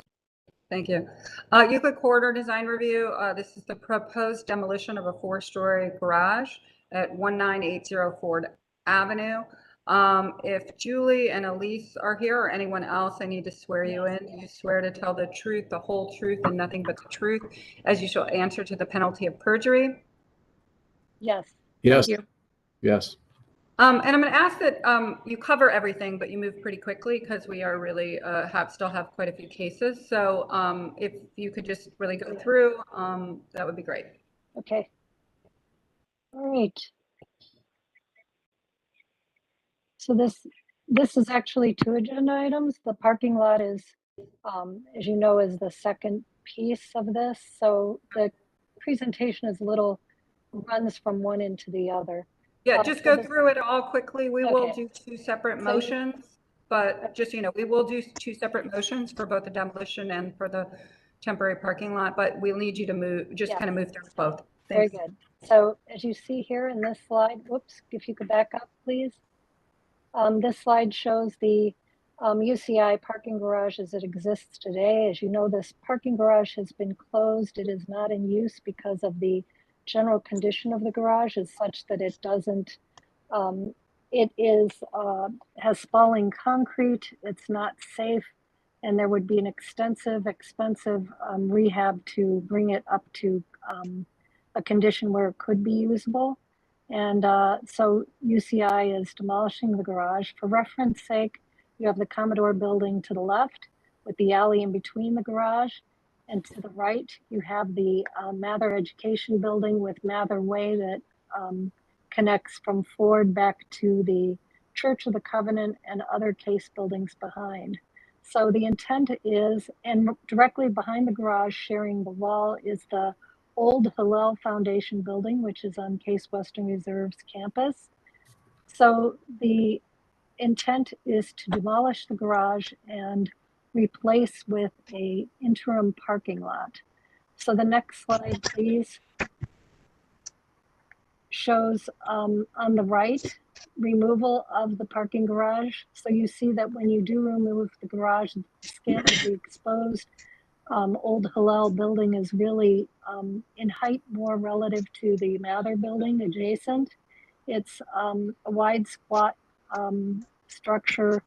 That wall will be exposed. It's currently doesn't structurally tie to the garage, but it is a wall that was built when the garage was built. So there is not sufficient tuck pointing and weatherproofing on this wall. So when the garage comes down, that wall will be tuck pointed, and some kind of cementitious waterproofing material such as ThoroSeal would be applied to the surface. And then on the left, you see a building graphic banner, which is a rotating art program that we would have something of that rotating program banner on that facade, so that you won't see the ThoroSeal. You will actually see primarily a banner that will be a managed program that will interchange over the course of time.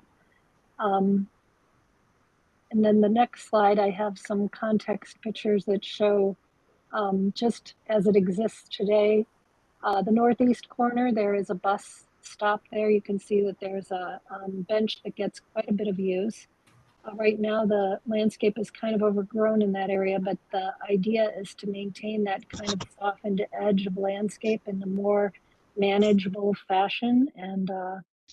And you see also that we have an enclosure for the gas regulating station and generator for the Commodore garages directly adjacent that will need to be protected in that alley. Next slide shows we have,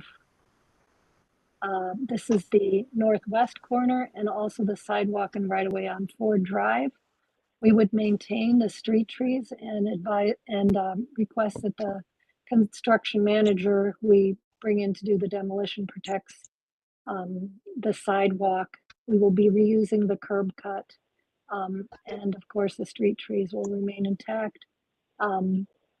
You see that on the back, please. I just want to, okay, there's also a blue light and landscape in the corner there that we will be maintaining in the northwest corner. Next slide. Sorry, I'm moving very fast, but building connection at Case Old Hillel building, you can see that that arrow points to a expansion joint between what is the wall that will be exposed and the back of the garage. And on the right, you see Mather Way. We are maintaining that sidewalk that leads back to Church of the Covenant and other Case buildings.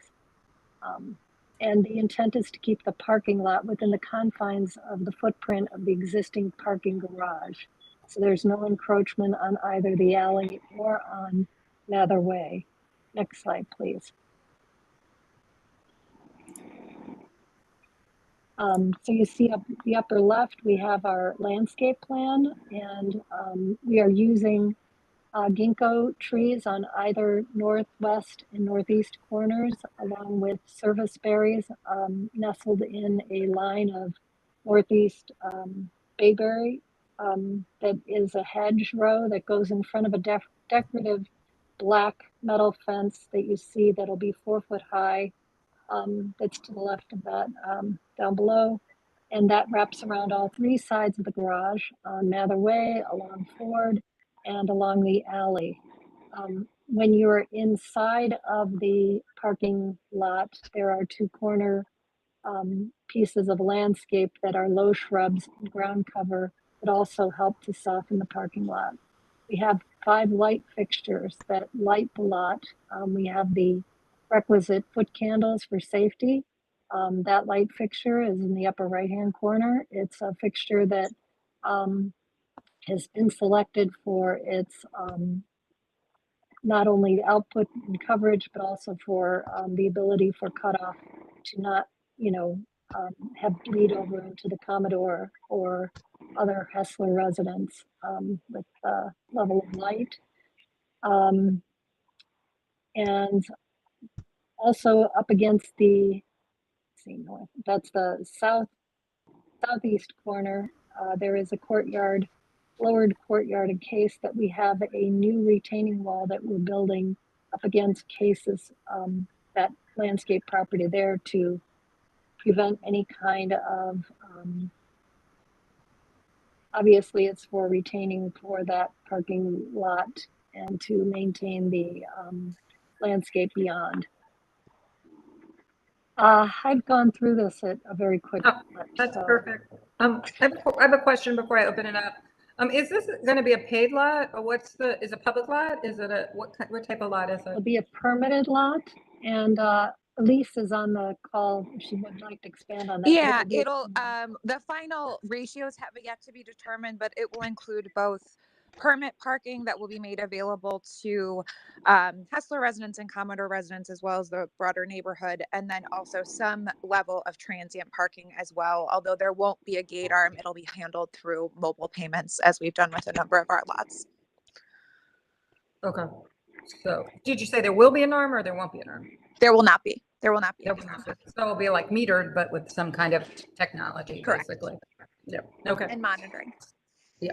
Commission members, with any discussion or questions, and then we'll go back if you don't mind, because we'll need two motions, motion for demolition and then a motion for the parking lot. Madam Chair, there was a request made that we allow the artists of the mural on the building be allowed to document if we approve the demolition, and I would recommend that as well. So it sounds like you're making a motion. Well, yeah, that's my motion. Okay, so you're moving for demolition with proper time for the artist to document the mural. Absolutely. Okay, we have a motion. Do we have a second? Second for the demolition. Any other discussion on the demolition? Okay, can we take the roll? Downey. Yes. Booker. August. I didn't hear you. Yes. Curry. Yes. Cray Scott. Yes. Motion carries. Can you go back to the motion on the parking lot just so I can see what the actual motion is? Chairwoman, can I comment just on the notification of the artist? Yeah. Or just to share that we have communicated with Mike Perry earlier this year as these plans became, as this intent became confirmed, and we've worked with Land Studio on documentation. So we'll certainly further confirm the final date, but we have been in coordination with the artist. Okay. Can you go to the second motion on the parking lot, not this one? So this is for a parking lot for new construction. This is final approval as presented. It was approved by the local committee as presented. I move approval. Downing. I have a request before we vote. Mm-hmm. I honestly think, in my opinion, as we start introducing new parking infrastructure, we should also include at least the ability to include charging stations. Agree. I can't tell you as an electric car vehicle owner what I have to do to charge my vehicle in this city. It's ridiculous. So Are there charging stations here, Elise? Yes, there are 2 charging stations that were installed in this garage earlier last year, and they will be relocated to the UE surface lot, which is just behind the curved building at the intersection of Euclid and Mayfield, if you're familiar. The reason why we're locating them there rather than back here at this lot is that, again, this surface lot is really meant to be interim as we plan for a future long-term use. So that's why we relocated them, and there'll be a smaller gap in time between the availability of those chargers by reinstalling them at the lot, which we're hoping will move forward within the month. Chair, to Ms. Yablonsky, aren't there already charging stations behind there? Could you sort of spread them out instead of aggregating? So there are, and this, I don't have the map in front of me, but there are charging stations. There'll be 2 behind UE. There are 2 existing at Uptown. So there are at least 2 at those corners. And I don't recall whether they have them at the Triangle lot, but it is something that we strive to provide that information through our transportation website. You go in the circle. So there's a map that illustrates all of the surrounding charging locations. But they're relatively distributed throughout the district. Okay, well, I'll second the motion. We have a motion and a second. Can we call the roll? Downing, Yes. Luker, Yes. Curry, Yes. McCray Scott. Yes. Motion carries. Okay. Thank you. Yeah, thank you. Next item. Thanks. This is Downtown Flats Design Review. Hold on. Are we not hearing that one? I can go to my agenda. Can you pull it back up? Downtown Flats Design Review. This is McDonald Hopkins. Ms. Jerry? Yes. Yes. Hold on one second. We yes, will go back to your item in a minute. But Okay. not, All right. Thank you. Sorry, you're just going to have to wait. I apologize. McDonald Hopkins HWH new signage seeking final approval. This is at 600 Superior Avenue. John, are you here from Brilliant Sign? Yes. John do you McRae and Jim Grow are both here. Yes. Okay. Can you go back one slide just so I can see that we can see the motion from Design Review? So do you swear to tell the truth, the whole truth, and nothing but the truth as you shall answer to the penalty of perjury? John McRae here, yes. Jim Grow, yes. Okay, so this was recommended for approval, but it had conditions because variances are required. So I just want the commission members to have a second to look at this before you present. It's a variance for a non-ground floor business sign and a variance that permitted sign has an area of 12 square feet. Just so for commission members, we do have the authority, and the director can correct me if I'm wrong, but I believe I'm right. We do have the authority actually to grant these variances. The commission does, but they're noted here. So just want you to be aware of them. If we do approve this, they are kind of not in compliance with the sign code, but we do have the authority to do that. So take it away, and if you could go through your presentation relatively quickly, that would be great. Thank you, Madam Chair and commission members for your time today. Next slide, please. Next slide, please. We're So actually, excuse me, this isn't our slide. I'm sorry to interrupt. Typically, Shannon Leonard, our chief city planner in the zoning section, does provide background information on the variances required prior to the signage. Apologies about that to the Brilliant team. If Shannon could go ahead, that would be great. Thank you. Good morning, Shannon Leonard, City Planning. Next slide, please. So the proposal here is to replace existing business identification signage for the Fifth Third building with 501.6 square feet of total business identification signage, and then adding 4 non-ground story tenant business identification signs. The purpose is for rebranding and refreshing. Next slide, please. So why does the City Planning Commission, as Chairwoman Curry had stated, 350.16 gives city planning the jurisdiction to vary the sign code to either be more strict or less strict than what is required. Administrative approval does not apply in this instance, so any type of variance in a design review or landmarks district requires that specific commission to grant the variances. And you're really looking at design compatibility. Does it meet the design guidelines that you guys have approved previously? And is any variation shall be the minimum necessary to ensure design compatibility. Next slide, please. And so what is wall business identification sign? I just put these definitions in here because our sign code currently regulates based on the type of sign as well as the structure of the sign. And so a business identification sign is any sign that identifies a business, goods or services offered on the premises, etc. An identification sign, again, is identifying the name of the business, the building, the use. And then a wall sign is a sign that's attached to or display or painted on the exterior wall in a manner parallel with the wall surface. Next slide, please. And so the proposed wall business identification signs here for the Fifth Third Bank specifically is the 2 high-rise logo signs. They're 312 square feet. There's going to be 2 street level logo signs at 162.86 square feet. There will be 2 street level Halo ID letter signs, 41.58 square feet, and 2 small ID bank entrance signs on their columns, which are each 6 square feet.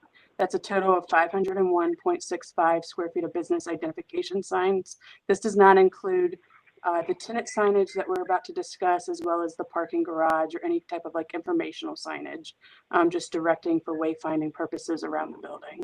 Next slide, please. And so there's also 2 non-ground story business ID signs. So there is 2 McDonald's Hopkins signs that are approximately, give or take, 15.20 square feet, and 2 non-ground story tenant business identification signs for the HWH, which is approximately 17.7 times 2. So again, there's 501.65 square feet of business identification sign for the Fifth Third. Next slide, please. And so we're going to separate these out a little bit. So the business identification wall signage for Fifth Third, generally wall identification signage is calculated at the linear feet of the building times 1.5 plus 25. So that's a total of 325 square feet of max sign face permitted for wall identification signage. But they get an additional 50% of the max since they do have a secondary frontage. They're spanning across the block. So that allows them to have a total of 487.5 square feet of total wall identification signage for the building itself. And so they're proposing 501. So they need a variance of 114.15 square feet just for this specific Fifth Third business identification signage.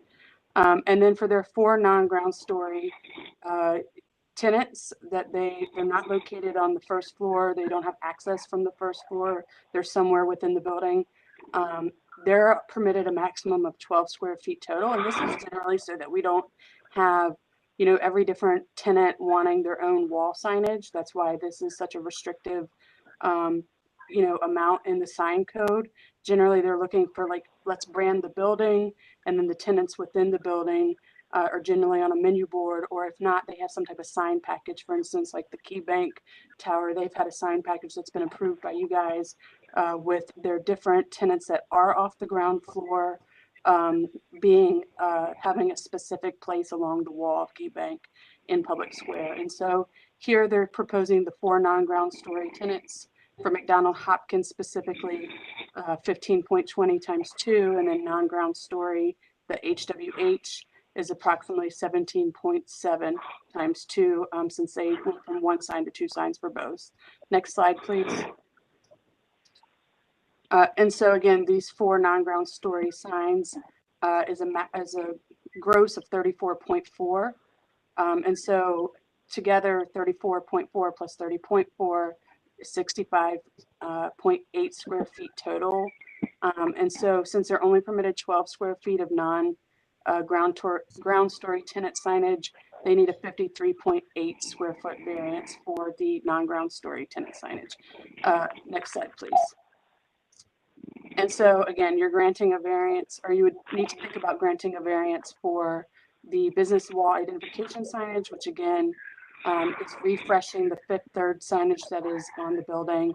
And then the non-ground story tenant signage would be a 53.8 square foot variance. Next slide, please. And so for both of these, you would need to determine, does this result in signage that is better suited to the design of the subject property or nearby properties? Does this result in signage that follows our standard of approved design guidelines?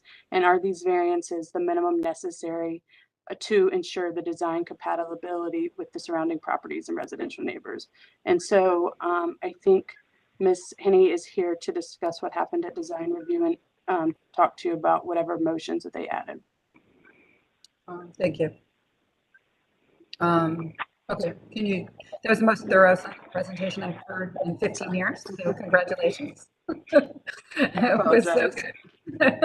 All right, so can we hear the presentation, and then commission members will hear, yeah.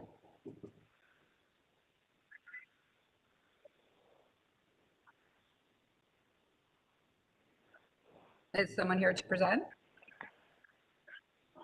There you go. Yes, brilliant signs here. I apologize, Madam Chair. Okay.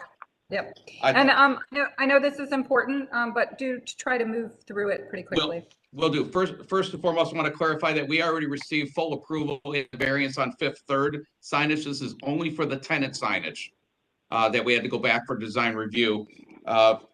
This board had previously approved the Fifth Third on 9/1. First is a context map. If you can go to the next slide, this is where all the photos were taken. Next slide, please. These were the pictures of the northwest corner of the building where the signage is going to be designated with the X's. Next slide, please. This is the northeast corner, so that's on opposite sides of the building. Again, designated where the X's are. Next slide, please. This is the layout of the McDonald Hopkins. They are non-illuminated, pin-mounted gold letters that match the entire building motif in gold. There's one set of these on the east wall, wing wall, and one on the west wall. Next slide, please. And this is HWH, Architects, Engineers, and Planners. I do want to point out that McDonald Hopkins also is investing $8 million in the remodel. They are one of the largest tenants in the building, and they just submitted their building plans in on 9/22. They are making this their corporate headquarters home again for the foreseeable future. And same thing with HWH, is that both are long-term leases. These are the only two tenants that the landlord has permitted any exterior signs on. They call them VIP tenants. They're substantial tenants. And that is the request of the landlord, and that's who we're here representing today. Other than that, I'll open any questions.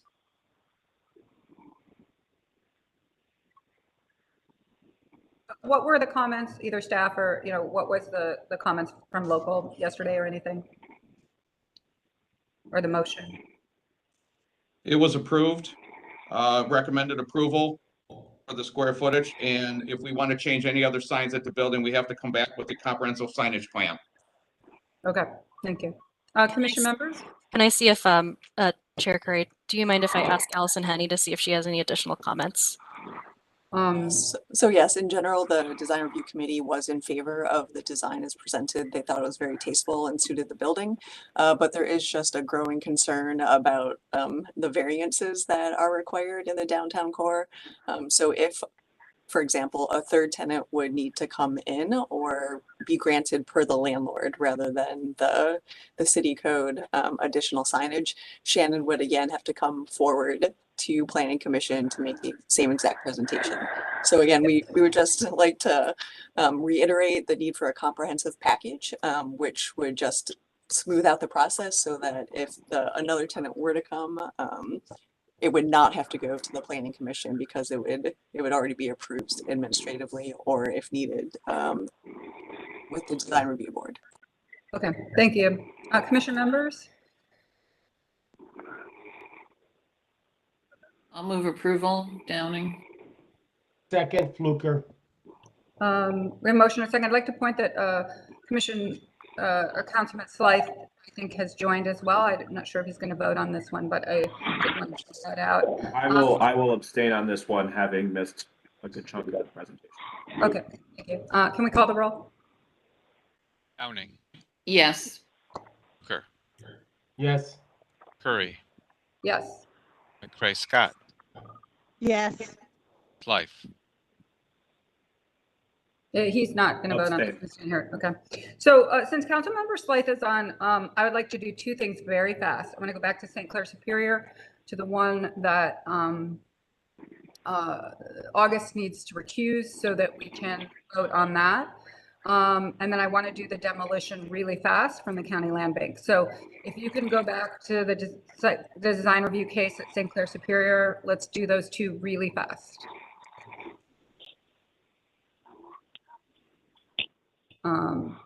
And who was here to speak to the project in St. Clair Superior?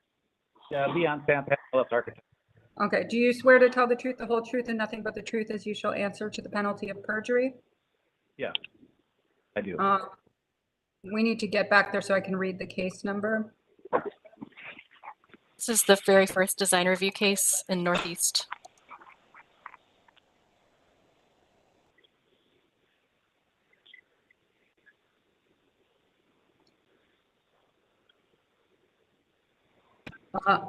This is the proposed demolition of a mixed-use building at 5925 St. Clair Avenue. I need a motion to remove it from the table. So move to remove it from the table. Downing. A second, McCray Scott. Motion and a second. Can I call the roll? Downing, Yes. Fluker, He's recusing. Recused. using, right. Curry, Yes. Cray Scott, Yes. Blythe. Yes. Motion carries. All right. So this is I'm sorry to interrupt, Chair Curry. Sorry to interrupt again. I just want to make a procedural note that because Mr. Fluker is recusing himself, he'll need to turn off his camera. And in fact, the host could even put him in the waiting room just to follow proper procedure for recusing. Thank you. Okay. I think if he turns his camera off, and is for me okay, but if you want to put him in the waiting room, that's fine too. Okay, this was approved with conditions. So we need you to move pretty quickly through, but then address the conditions as you go through. So please present. Leon Sampat, LS Architects. Next slide. The structure is located at East 50. Just I'll skip through this portion, but so I believe through the design review process, Councilman Harrison was actually invited to the site along with the design review committee, which at that time he actually initiated his support for the demolition of this property because of the conditions on site. Currently, there's the structure is being entered by vagrants. There's debris, mattresses, drug paraphernalia throughout the property, and this continually tends to happen, putting the owners at a risk for personal liability. You know, there's even a lot of human feces that's been found on the site, considering that could become a health violation. You know, after the first design review meeting, we actually were asked to present, if you go to the slides of the construction. Well, actually, I should. So in the last meeting, we were asked to give context. So this slide is basically indicating, you know, additional structures in the neighborhood. There's not a definitive line of street frontage buildings. So therefore, we feel that was a major point that was brought up at the meetings in the past. If you go to the next slide, there's additional buildings across the street that are also, you know, large vast of parking between these buildings. Next slide. So we were asked to show that the current conditions of the property, the structure currently houses a convenience store that they were seeing that area up. You know, and during the design review process, we're looking for just demolition. What the future intentions are. We looked at trying to salvage the property, and we even gave cost estimates to completely renovate the existing property, and then also looked at trying to salvage just the front portion of the property, and included that in our redevelopment, keeping the facade of the existing structure. All these options created a disproportionate cost to the property values in the adjoining area, and therefore we elected to continue with just the full demolition. The proposed building, which will need to go back to design review and to you guys, I believe. So we're not looking for approval on this structure, but this was presented as a conceptual basis. We provided additional landscaping. If you go to the next slide, we are looking at adding on to the existing structure. The existing structure is basically the portion to the left. About half of this building would be the existing structure on the left, and then the right side would be the new structure addition to kind of create one continuous structure at the towards the rear of the property with the parking in front. If you go to the next slide, I believe that's just the fall plan. So Are you agreeing to the design review's comments if we could go back to the motion for the local conditions? They approved the demolition and they're asking for a more complete site plan that meets the screening requirements, lighting and landscaping. And are you willing to come back to staff with these before the permit is signed for demolition? Yes. Okay. So commission members, a motion, if we approve with conditions, would be that they could go to staff, but they cannot get permit until they meet these requirements. Madam Chair, I'll move approval with the conditions cited in the committee recommendation for them to work on them and to work with staff for approval. We have a second? Second. Okay, we have a motion and a second. Can we call the roll? Downing, Yes. Curry, Yes. McCray Scott, Yes. Slife. Yes. Okay, motion carries. We can bring back August out of purgatory. Let's go to the county land bank demolition quickly. And who's here to present from the land bank? I'm Jim Mayer. I'm with the County Land Bank. Okay, do you swear to tell the truth, the whole truth, and nothing but the truth as you shall answer to the penalty of perjury? Yes, I do. What was this address for this one? 11714 Union Avenue. Okay, 11714 Union Avenue. So please go ahead and present it quickly. Sorry, Madam Chair, this was tabled by the commission. We didn't vote, actually. We did not. I have a vote listed. To table it Yes, today? that's correct. Yes. We tabled it today. Okay. Downing was the first. Fluker Okay. seconded. Curry, McCray Scott voted to table. Got it. Can we have a motion to remove this from the table? Yes, Madam Chair, I move to remove it from the table. Second, Fluker. Can we call the roll? Downing, Yes. Fluker, Yes. Curry, Yes. McCray Scott, Yes. Slife. Yes. Okay, motion carries. Are you able to see the presentation? We can. Okay. 11714 Union is a commercial building built in 1930. It has the building is set right to the street. There is no. Can we go forward with the presentation, please? Yes, that's it. Okay, go ahead. And there is no off-street parking. It's a 38 by 119 square foot parcel, and the building has a collapsed roof. It's been vacant for many years. The Cuyahoga Land Bank purchased the building to demolish it on the city's behalf, and it's a pretty straightforward site finish. It's just grass, and it's adjacent to another vacant church and a concrete parking lot for a mixed-use building. I move approval. Downing. Second, Fluker. I second. Motion and a second. Can we call the roll? Downing, Yes. Fluker, Yes. Curry, Yes. McCray Scott, Yes. Slife. Yes. Motion carries. Thank you. I believe we're to mandatory referrals. Am I correct? Unless I missed something. And we do have a complex case around Airbnb.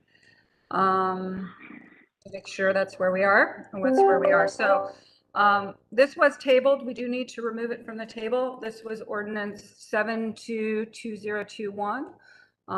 This was a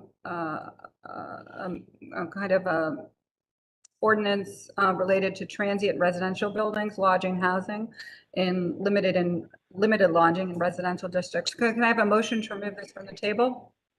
I move to remove it from the table. Downing. Second, Fluker. I second Motion- McCray Scott. Motion and a second. Can we call the roll? Downing, Yes. Fluker, Yes.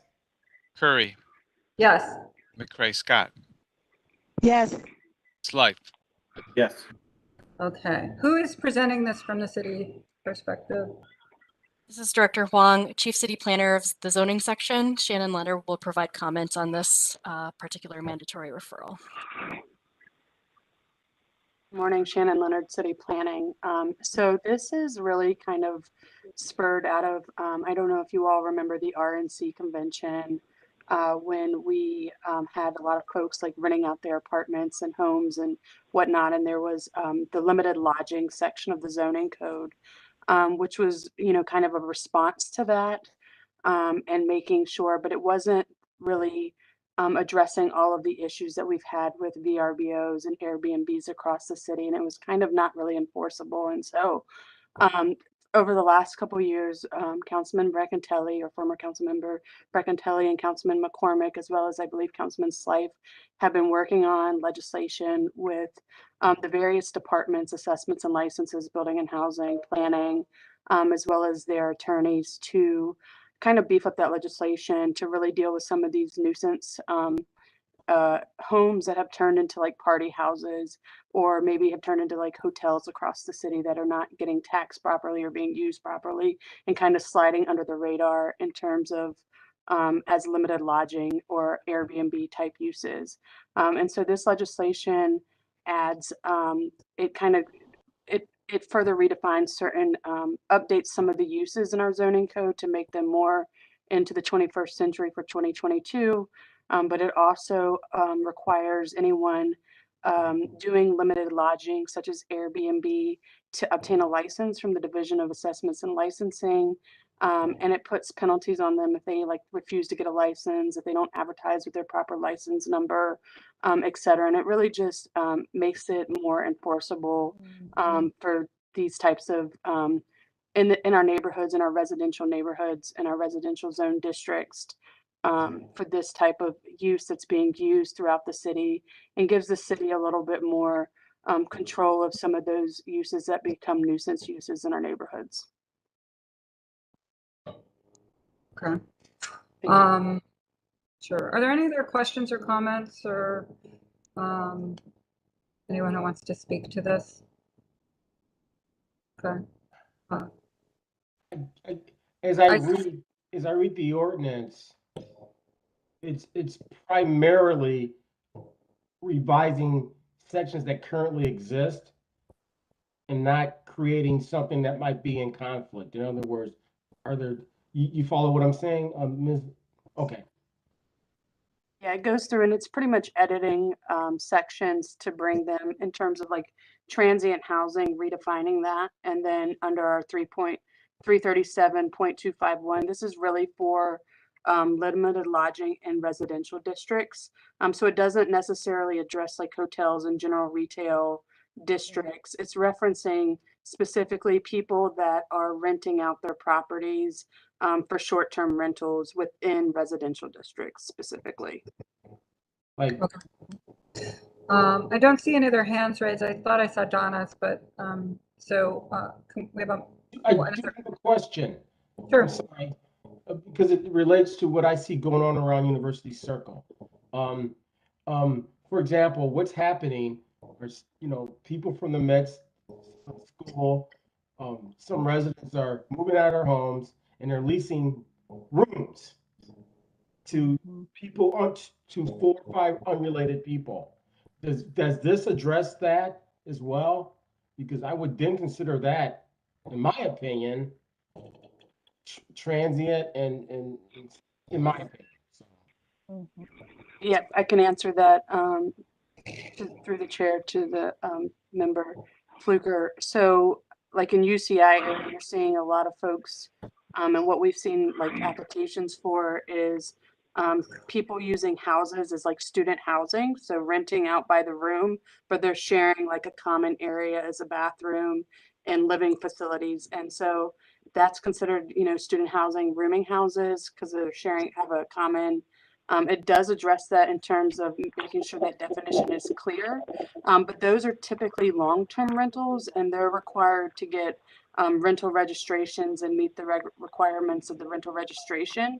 This is explicitly requiring people that are using their homes that's owner occupied, whether that's through a tenant or a property manager, to obtain a license to basically rent out their properties, Yeah. whether in part or in whole, as a short-term rental within our residential districts. Mhm. Or And that's 30 30 days. days or less. Yep. Okay, got it. Thank you. Can I have a motion? I move to approve ordinance 7221 as amended. I'll second. Motion and a second. Can we call the roll? Downing, Yes. Hooker, Yes. Curry, Yes. McCray Scott, Yes. Life. Yes. Motion carries. I think there's one more mandatory referral. Next slide. Which is changing the use area and height district parcels land west of Pearl Road, and adding the urban form overlay. Shannon, I assume you're presenting this? Yes, ma'am. Shannon Leonard, City Planning. So this is really just more technical than anything. This was a map change that you guys approved earlier this year. And the legislation was written in my like temporary hiatus. And it came back to us with a couple errors in terms of just, you know, it should say west instead of east, and some grammar and just some organizational issues in the written piece. Nothing actually changed with the map change that was presented to you guys previously. So that's really it. It's really more technical than anything. Okay. Okay. Madam Chair, if I may, I need a motion to approve subject to the stated amendment. It should be the amendments that Shannon just referred to. Okay. Can I have a motion subject to the stated amendment from someone? Madam Chair, I move approval subject to the stated amendment. And I second. McCray Scott. Can we call the roll? Downing, Yes. Hooker, Yes. Curry, Yes. McCray Scott, Yes. Life. Yes. Motion carries. I think we have administrative approvals. Can we just go through these pretty quickly? Just kind of flash through them one by one. Oh, Chair Curry, it appears that we have, oh, never mind. It was an administrative approval. Yes, never mind. Okay. Something got moved. It's all good.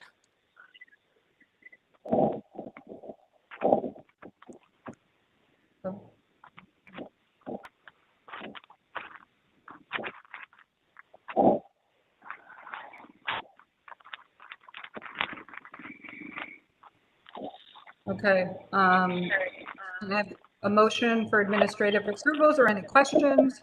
I move approval. Downing. Second. Fluker. Can I call the roll? Downing, Yes. Hooker, Yes. Curry, Yes. McCray Scott, Yes. Life. Yes. Okay, motion carries. So I think we have one public art item. We're going to do that pretty quickly. And then the last item, which is design review case that I need to recuse from, I will leave. So let's try to get through this one quickly so they have sufficient time to do the last design review case. Next slide. This is Elevate East Arise mural. This is on 11920 Buckeye Road. David is here from Land Studio. I need to swear you in. Do you swear to tell the truth, the whole truth, and nothing but the truth, as you shall answer to the penalty of perjury? I do. There was a recommendation for better engagement of the residents, and I'm sure Tara would like to speak as well, either before or after. As I said, though, please try to move pretty quickly. Yes, and actually, Mac Love, who is the artist that's going to be doing the installation, is also going to be presenting. Okay. Does he Can need to he be say sworn in? aye too? If he's here, can you? Hi, there you go. Okay, go Aye. ahead. Okay, so I'll make this very brief. This is a public art installation that is going to be installed in the corner of East 120th and Buckeye Road. This is a property that is owned by Burton Bell Carr, and Land Studio, is partnering with Burton Bell Carr on the Elevate the East Public Art Initiative. And this is just one of a series of public art installations that we're looking to achieve through that public art initiative. So I'll hand it over to Mac. Thank you, everyone. As you can see in the presentation, the location is a east-facing wall. This entire public art piece has been part of a 2-year development project where we walked every single street in the neighborhood, met and interviewed with residents, and then produced a 16-page activity book to source ideas from community members about public art, cultural events, a series of things. If you move over to the next slide.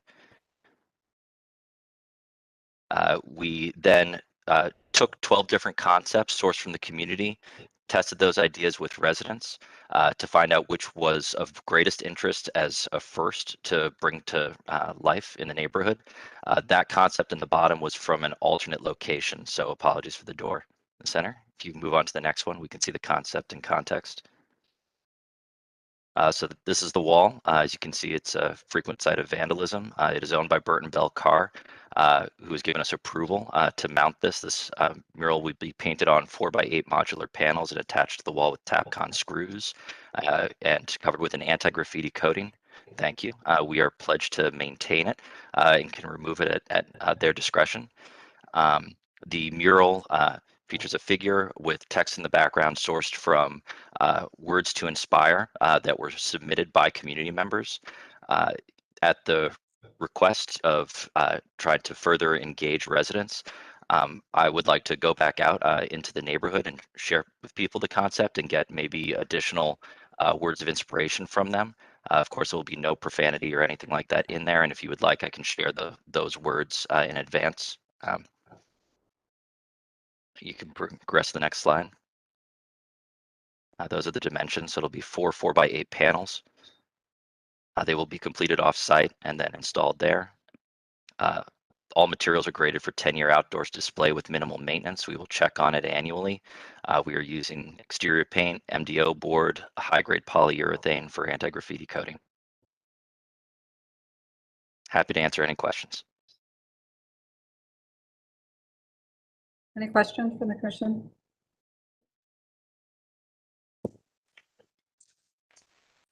If I could, Chair, just speak to the Southeast Design Review meeting.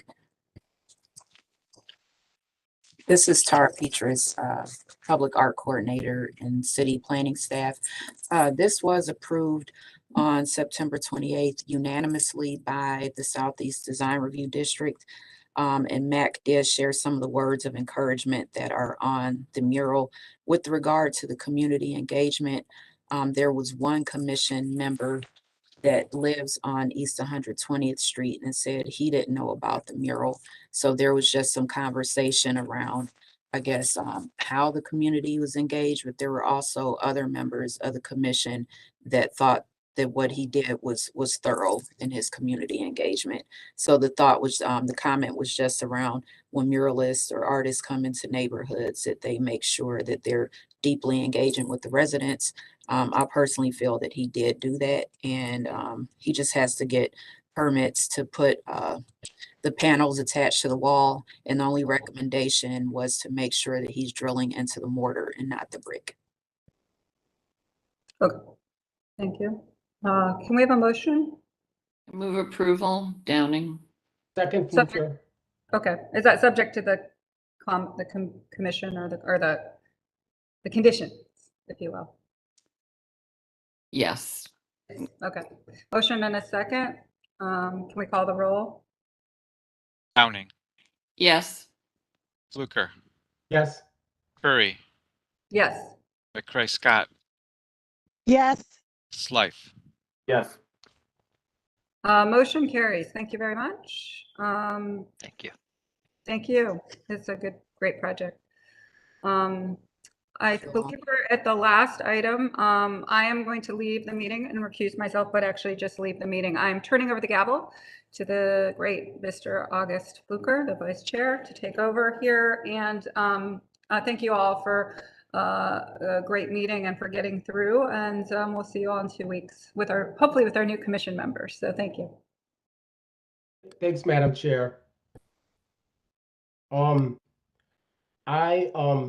Just in transparency, I must abstain. I can participate, but an abstention technically will just be considered a no vote because I serve on a board that's going to be housed in this building. So I'm just going to be careful here, okay, guys? Who's here to present?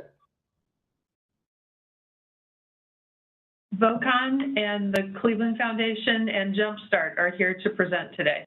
My name is Laura Reese. There are several of us here today. Okay, well, what I would like to do is swear you guys in, and as soon as I'm done, if you can individually cite who you are and who you're with after, and designate by saying aye. Do you solemnly swear to tell the truth, the whole truth, and nothing but the truth for this matter now in hearing under the penalty of perjury? I do, Laura Reese. I do, Nicholas Stanley VOCON. I do, Roseanne Potter, Cleveland Foundation. I do, India Lee, Cleveland Foundation.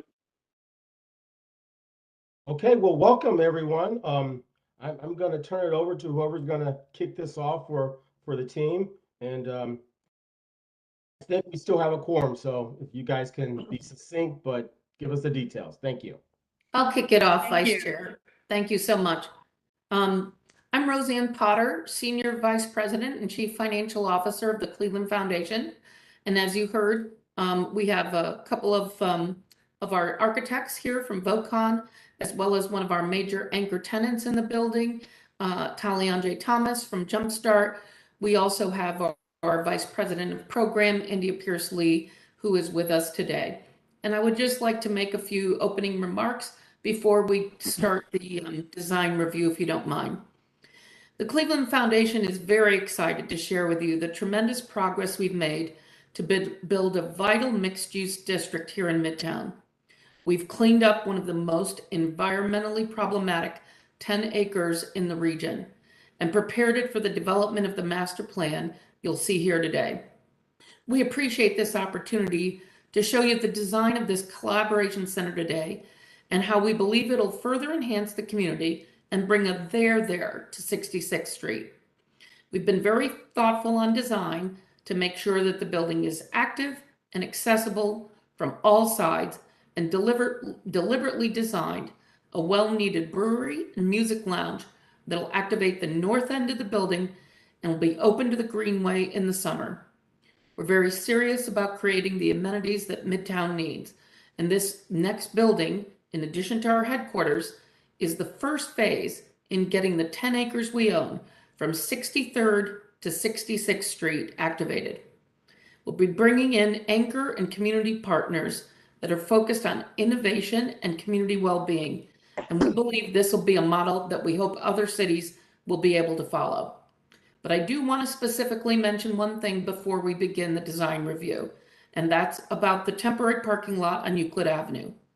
We have a much larger master plan where this lot will become an additional building. And this is just phase one of the plan towards getting to the final design. We intend on building a district garage with retail on the ground floor. This lot is temporary. We wrote in all of our letters of intent and leases that the tenants know that they will not have free parking forever. They understand that there will be a district garage, and they also understand that they will have to pay for that parking when it opens. We can't put this lot on the Chester side of the land because that is exactly where we plan on putting the district garage. And we need this lot in addition to our temporary lot for the headquarters while we are building the garage. This makes the phasing plan work, and this will make the kind of density we all hope for possible. We know we need a variance, and we are willing to agree to a time frame of 5 years for the lot. But let me make it clear, the Cleveland Foundation has no intention of leaving a parking lot on Euclid Avenue. And this is just the first phase of the total strategy to get us to the final plan. And now I'll turn it over to VoteCon to go through the design with you. Good morning. Thank you, Roseanne. My name is Laura Reese. I'm project manager for VoteCon. And I just wanted to say thank you very much for having us here today. We are seeking schematic design approval. The Euclid Corridor team in design review yesterday gave us several conditions that we must meet in order to move forward with the project, and we are very happy and willing to work with them on those conditions. They related primarily to the exterior design of the building, and we'll talk a little bit more about that in a moment. As Roseanne indicated, our project is located on the northwest corner of Euclid and East 66. And the building will be it will be 3 stories tall and about 95,200 square feet. We will have, as Roseanne indicated, that temporary parking to the west of the building.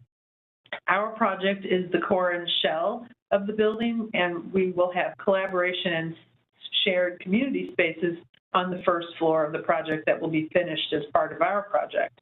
And there are plans for about 8 to 10 tenants, and as Roseanne indicated, most of them have signed up to be in the building, and we are working to separately design their spaces already. So things are moving forward very nicely.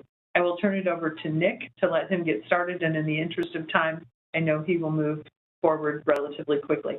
Thank you, Roseanne. Thank you, Laura. And thank you to the committee for hearing us today.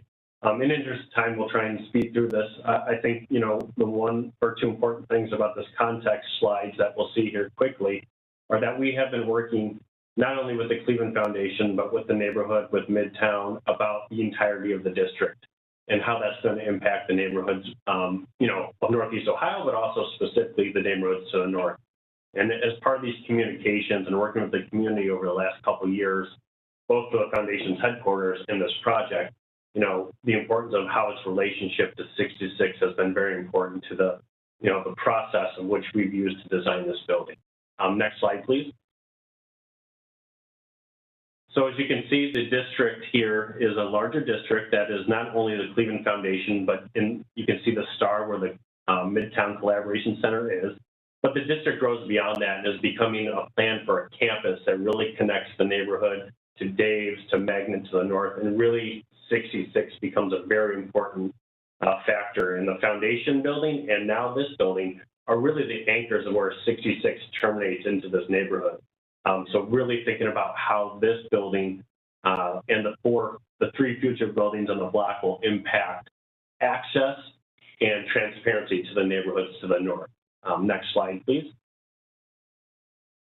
So here you just see a little bit more zoomed in of what the Dunham Master Plan is 66 in this connectivity of this green tissue for the neighborhood. So we're really welcoming people to this neighborhood. If you just look to the north and to the west of our building, you see the MCC, the future, the temporary parking lot that is a future building. And on the corner to the north, that is where that district parking garage will be, and we'll dig in a little bit closer on the next couple slides. Next slide, please. We could probably just skip this slide. It's a little bit zoomed in, so if you just go one more, please. Analysis. This is, again, we'll go through this quickly. The next slide. This is just how we started to study the Greenway connection. So that campus feel is really important to the building, the movement, both pedestrian and traffic for this neighborhood, the built relationship of our building to the Cleveland Foundation, Sun Studies, and then the urban form, which is obviously really important because of Euclid and 66. So looking at how our building really fronts itself on Euclid, has a formal and a foundational approach to that 66th Street access, and then it becomes transparent as we move on to the north. Next slide, please. Again, one more, there we go. So here you see the parcels as existing and the buildings that have been demolished per Roseanne's discussion, cleaning up the sites around. And on the right image, you see where our building is, parcel A, Midtown Collaboration Center, and the temporary parking lot, parcel B, just to the west. The important thing about this building and its siting is that it'll allow for the future growth and the future development of this block between 65th and 66th and Euclid and Chester. So the siting of the building really takes into account future development and density that we're trying to achieve as part of this district plan for Midtown. Next slide. Back one, please. There we go. So this is what we were talking about for the entirety of this block. You can see future development right west of the Midtown Collaboration Center, right north, another future building, and more importantly, this is the district-wide parking garage that the foundation is talking about, both with parking, bike facilities, future pop-up, and retail fronting parts of Chester and 65th as we design that in the future. And that kind of collectively shows why what we're doing. Simply a zoning, no, that's fine. Next page, simply a zoning analysis for purpose of review. We can keep going.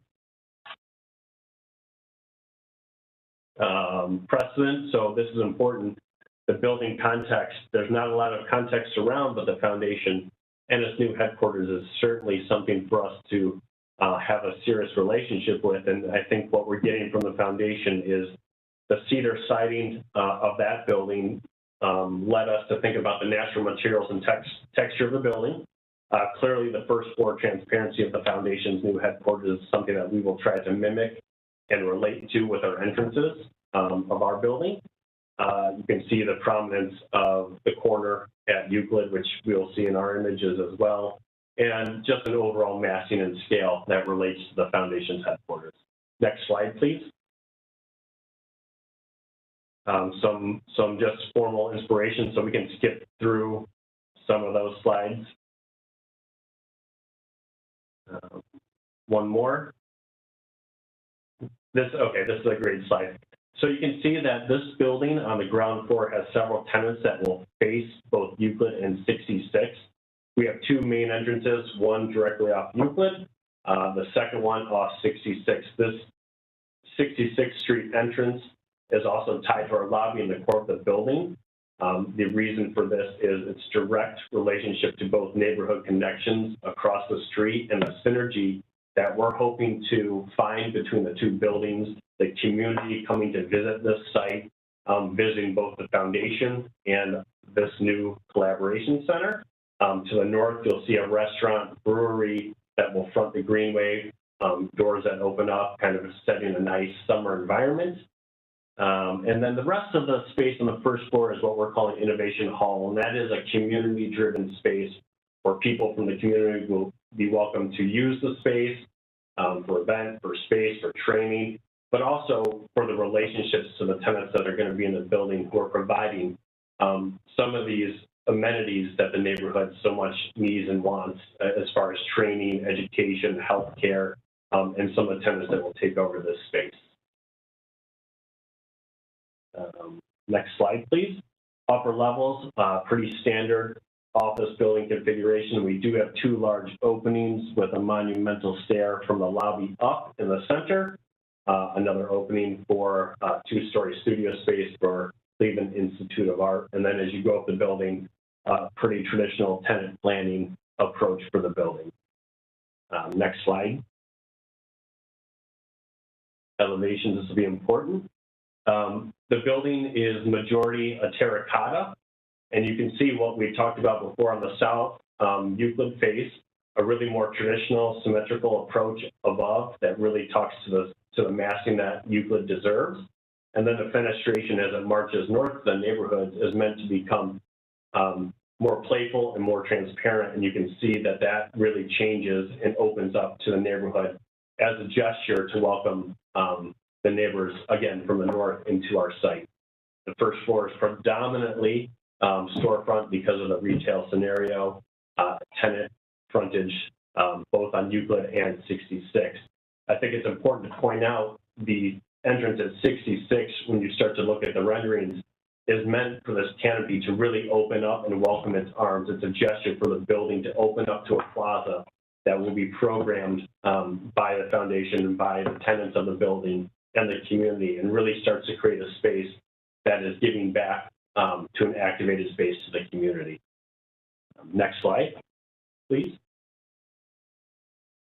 On the west facade, you'll start to see this gray pattern here, which is actually representing a brick pattern that will eventually, it will come back obviously for final review, we'll have a mural that starts to relate to all the other murals that were part of the Midtown program and mural program that happened over the last couple of years in this neighborhood. And we will be working with an artist or with artists that are part of this community to really think about what that image is that fronts itself to the temporary parking lot and then the future building in years to come.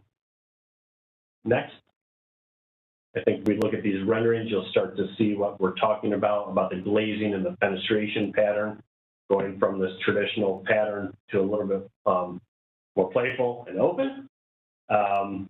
I'm glad to see that comment. CIA fronting this building, this front space is going to be gallery and community space that's tied to some of the studios that Cleveland Institute of Art will have. Some public art. I think the other thing to point out that the Cleveland Institute of Art space will also have opening garage doors that can open out onto 66 as part of their initiative for the community to be engaged in their studios and their art process. And if we keep going, we'll try and just go through these quickly. The Euclid front, again, a little bit more traditional. A colorful terracotta at both of the main entrances of the building is what you're seeing here. Next slide. Maybe just one more. I think that'll show the west side facade, the mural.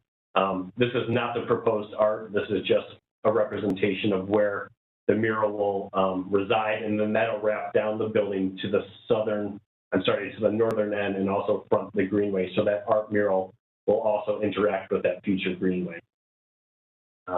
So that's it. This is kind of an overall look at the building. I hope we gave you enough time. As Laura commented, though, we will take all those wonderful comments from Euclid Corridor into consideration. We've already started to rethink some of the materials on the first floor and how those colors really are played together with the upper part of the building. And also we're going to be exploring the canopy and a little bit of adjustments based on the commentary from Euclid Corridor. Thank you for your time today. Thank you.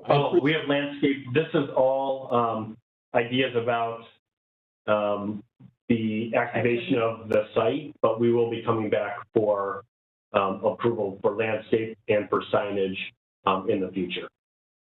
These are inspirational images for the types of planting that we'll use around the building and the types of site furnishing that we may consider as we develop the spaces in the plaza and around the actual temporary parking.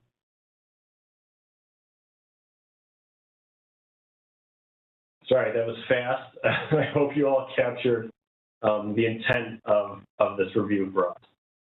No, thank you. We appreciate it. Actually, I can hear the passion. And I'm going to suggest we entertain any comments from staff, Director Wong, and then I'll entertain comments at that point from commission members. Absolutely. Thank you, Chair Fluker. I just want to say, first of all, I have many comments of praise. I have 2 recommendations and then a wish. So I'm just, first of all, thrilled to see the direct investment that the Cleveland Foundation is making in the community. I know this firsthand, having come from Midtown Cleveland, that this building is both fulfilling the vision of the innovation community that's been forming, as well as the grassroots planning efforts, including the resident co-led Leo's Casino, Leo's Legacy group, which is related directly in the program of the building with the music venue and the brewery and such. And then it's also referring to the East 66th Street plan, which was a wonderful community-based, resident-based plan. So just want to say that it's exciting to see institutions decamping and becoming physically accessible by the community. And I just feel that that's very positive, and just great leadership on behalf of the Cleveland Foundation. 2 recommendations for process moving through the city. We have a newly forming / formed group called PetBot. This is planning, engineering, traffic engineering, and board of traffic controls. Excuse me if I messed that one up, but it's basically a collaborative group cross-departmentally within the city that looks at traffic, utilities, the flow, and we really encourage larger projects to go through this internal review prior to schematic or during schematic review, just so we can save you the headache and save you any surprises that might come down the line through the review with the traffic engineering side and utility side. So we just want to make sure that you have all the information you need to get the foundation permits. So that's the first recommendation. The second would be, as Tara Petras has mentioned in the comments, she's very excited about the public art. She'll be working with you closely to make sure that goes through design review once that public art is identified. And so if you could work directly with her following, you know, the motion today. My last comment is about a wish. And I would say this for any project located around bus rapid transit and bike lane. So I completely understand that the parking lot adjacent is temporary and that it is part of a phasing and that the variance will write in a timeline of 5 years, I believe. So I really think it's a great example of how developer can be proactive around district parking. I think my only wish, and this is sort of a soft, consideration, is that even in the interim, if there's consideration of reducing some of the parking to move the fence line back, to consider things like bike corrals, bike parking right up on the frontage, so that we could encourage the type of mode shift and multimodal usage that we hope to see with transit-oriented development and trying to do our part with reducing climate change. So I am just putting that out there as a possibility to explore for the commission. Thank you very much. Thank you, Director Wong. Before I turn over to the commission, I want to make a comment. I wish that this FOCON team would have informed the Sherwin-Williams team on how to be in the community, but be part of designing spaces outdoors and inside that respond to the community. And again, I take my hat off. Kudos to you guys for listening, for being thoughtful, and for creating something that really means a lot and not just create four walls that people sort of go into and never come out of. So I'm going to turn this over to the commission. Thank you. So Chair, I would like to also commend. This facility is going to be an asset to the community. It's beautiful. I mean, it's going to really enhance that area between Chester and Euclid Avenue. So I'm very proud. I'd like to make a motion. Is that in order? Yes. That we accept the presentation and with the conditions and the recommendations that were made by the design review and director. I'll second that. Downing. Mr. Bozak, please call the roll. Downing. Yes. Fluker. Abstain. McCray Scott. Yes. Slife. Yes. Okay, motion carries. Good luck, guys. I can't wait. Thank you so much. We appreciate it. Director. Thank you so much. Temporary Chair Fluker, can I ask one quick question about the new committee for traffic? Is there a way or a contact that we can, that you can share with us so we know that we're going through that process correctly? Yes, I'll follow up with you by email, Nick. It is an internal review for now. There's no need for you to come in. Just submit your construction documents and schematic documents to us, and then we'll follow up with you with further comments. Okay, thanks, Nick. Thank you so much. Thank you all so much. We really appreciate your support. Take care. Bye-bye. Bye, everyone. Director Wong, you're on You're on the hot seat. All right, let's go. We'll go quickly because I know it's close to noon. So we are very excited because there's a lot of movement, particularly on the North Coast Lakefront. This is an exciting moment where we released a request for proposals for a North Coast Lakefront Master Plan a week and a half ago on September 21st. And the idea is that this master plan will be the parallel and complementary plan to the infrastructure feasibility study that's going on right now. So that feasibility study is commonly called the land bridge. That is a engineering study to explore how we might get to the lakeside. And then this master plan is really exploring what we'll experience once we get to the lakefront. And I just want to note for the record that this plan is expanding upon the vision put forth by Haslam. It is meant to be a public process. The vision put forth by the Haslam Sports Group is just one of many visions, one of many efforts. Actually, there's more than like 20 that we want to combine and then also bring new vision and community engaged vision to. So we did have a pre-proposal meeting yesterday, October 6th, where we had 116 participants with people asking great questions. Proposals are due by Monday, October 17th, 2022 by 5 p.m. Eastern. There was also an RFQ posted for the public art program for the capital projects along East 140th Street and Buckeye Road. And so these are percentages set aside in capital projects for public art. And you can find those on our website. You just do a quick Google. Next slide, please. In the news also was that earlier this week, there were several ARPA legislation approvals that went through council committee, and they were read at city council. So this docket, and there will be multiple dockets, included housing gap financing of $35 million. And this is meant to really address low to moderate income projects that require additional gap financing, trying to really hit that missing middle housing gap that we often hear about. We also saw an approval of a $10 million home repair fund, and this is a program where residents can access dollars for home repair.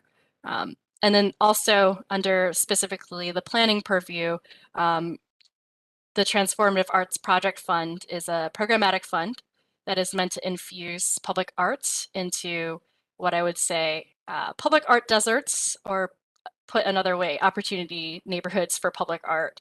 And this is really meant to jumpstart significant public art into specifically, I would say, the southeast side, southwest side, and other east side neighborhoods. I just heard from Tara that the 2 RFQs are closed, so I apologize if you missed the boat on the public art. Moved quickly over the past few weeks. Next slide, please.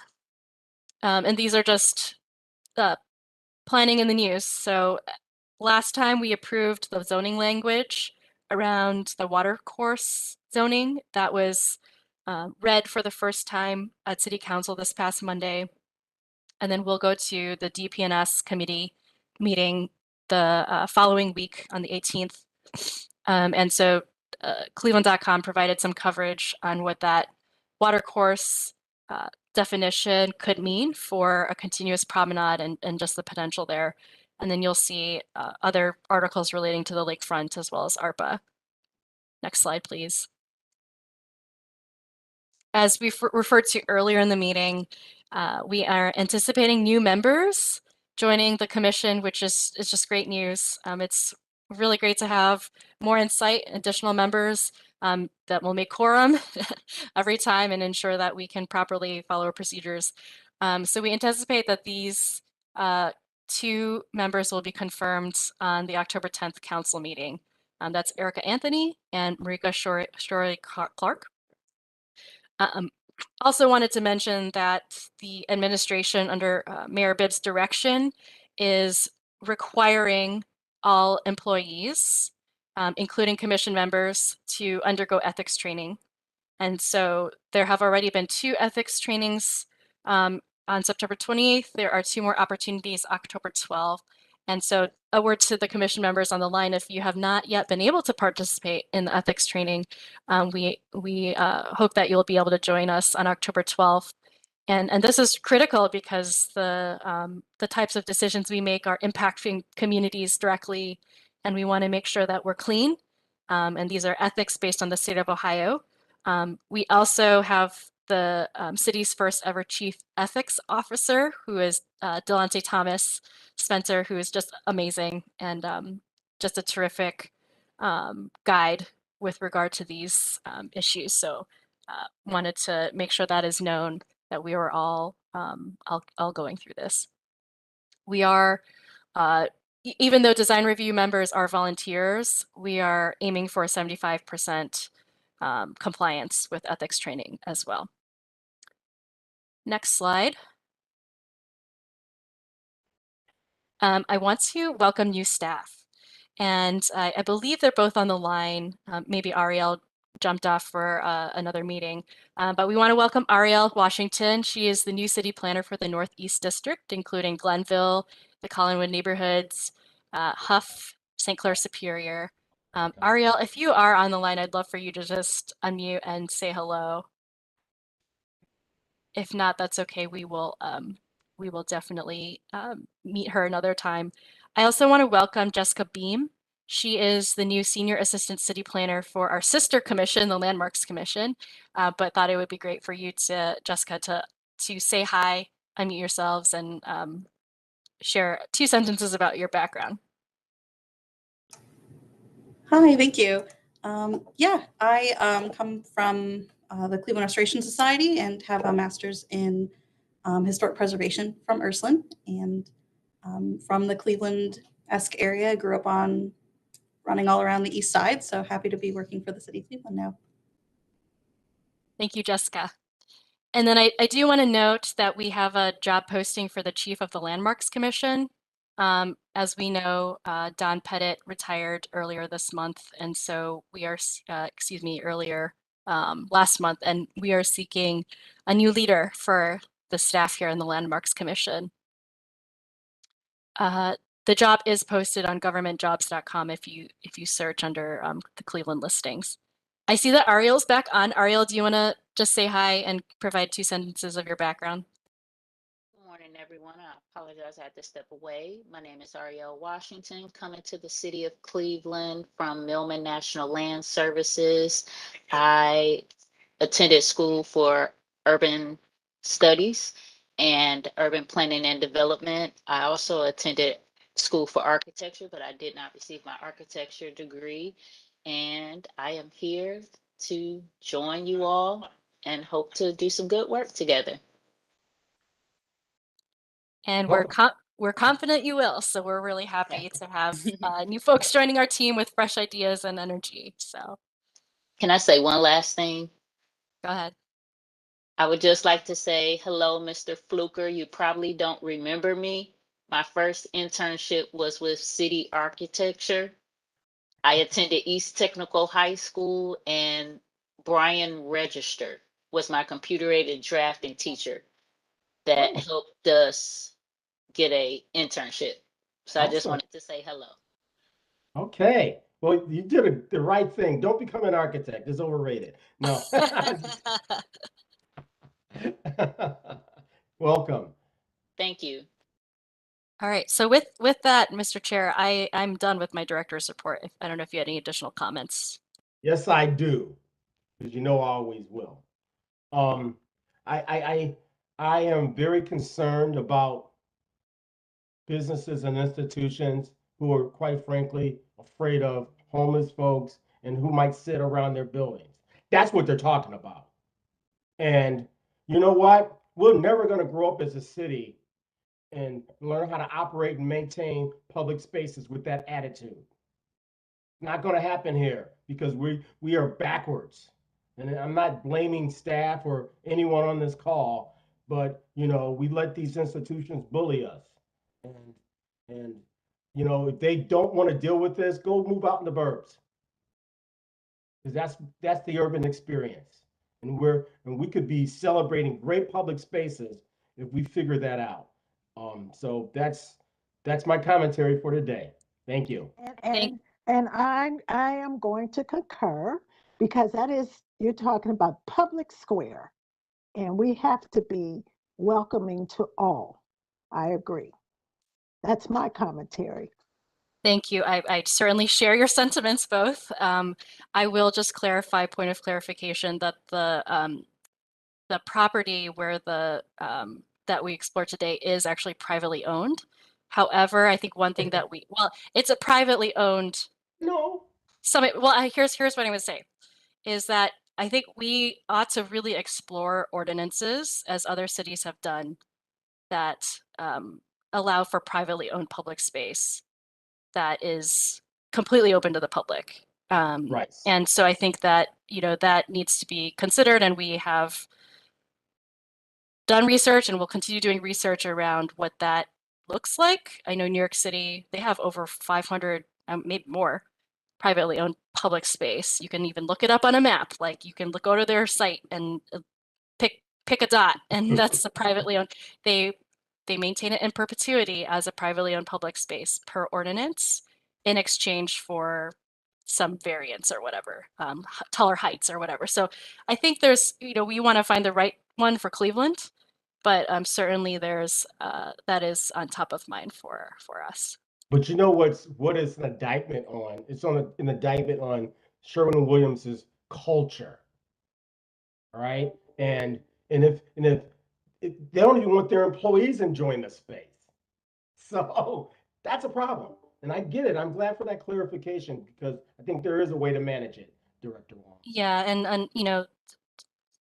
it is their prerogative at this point, right? It is their prerogative on private area, and to their credit, they have been working with us and continuously working with us, and understand definitely the sentiments there from the commission. So appreciate it. All right. Any commission members, staff, any further comments? I know we've gone over. All right. Well, I guess we can adjourn now. We need a motion? So move. I second. All right. Go Guardians. Yeah. Go Guardians. Enjoy, everybody. All right. Take care. Bye. Bye-bye.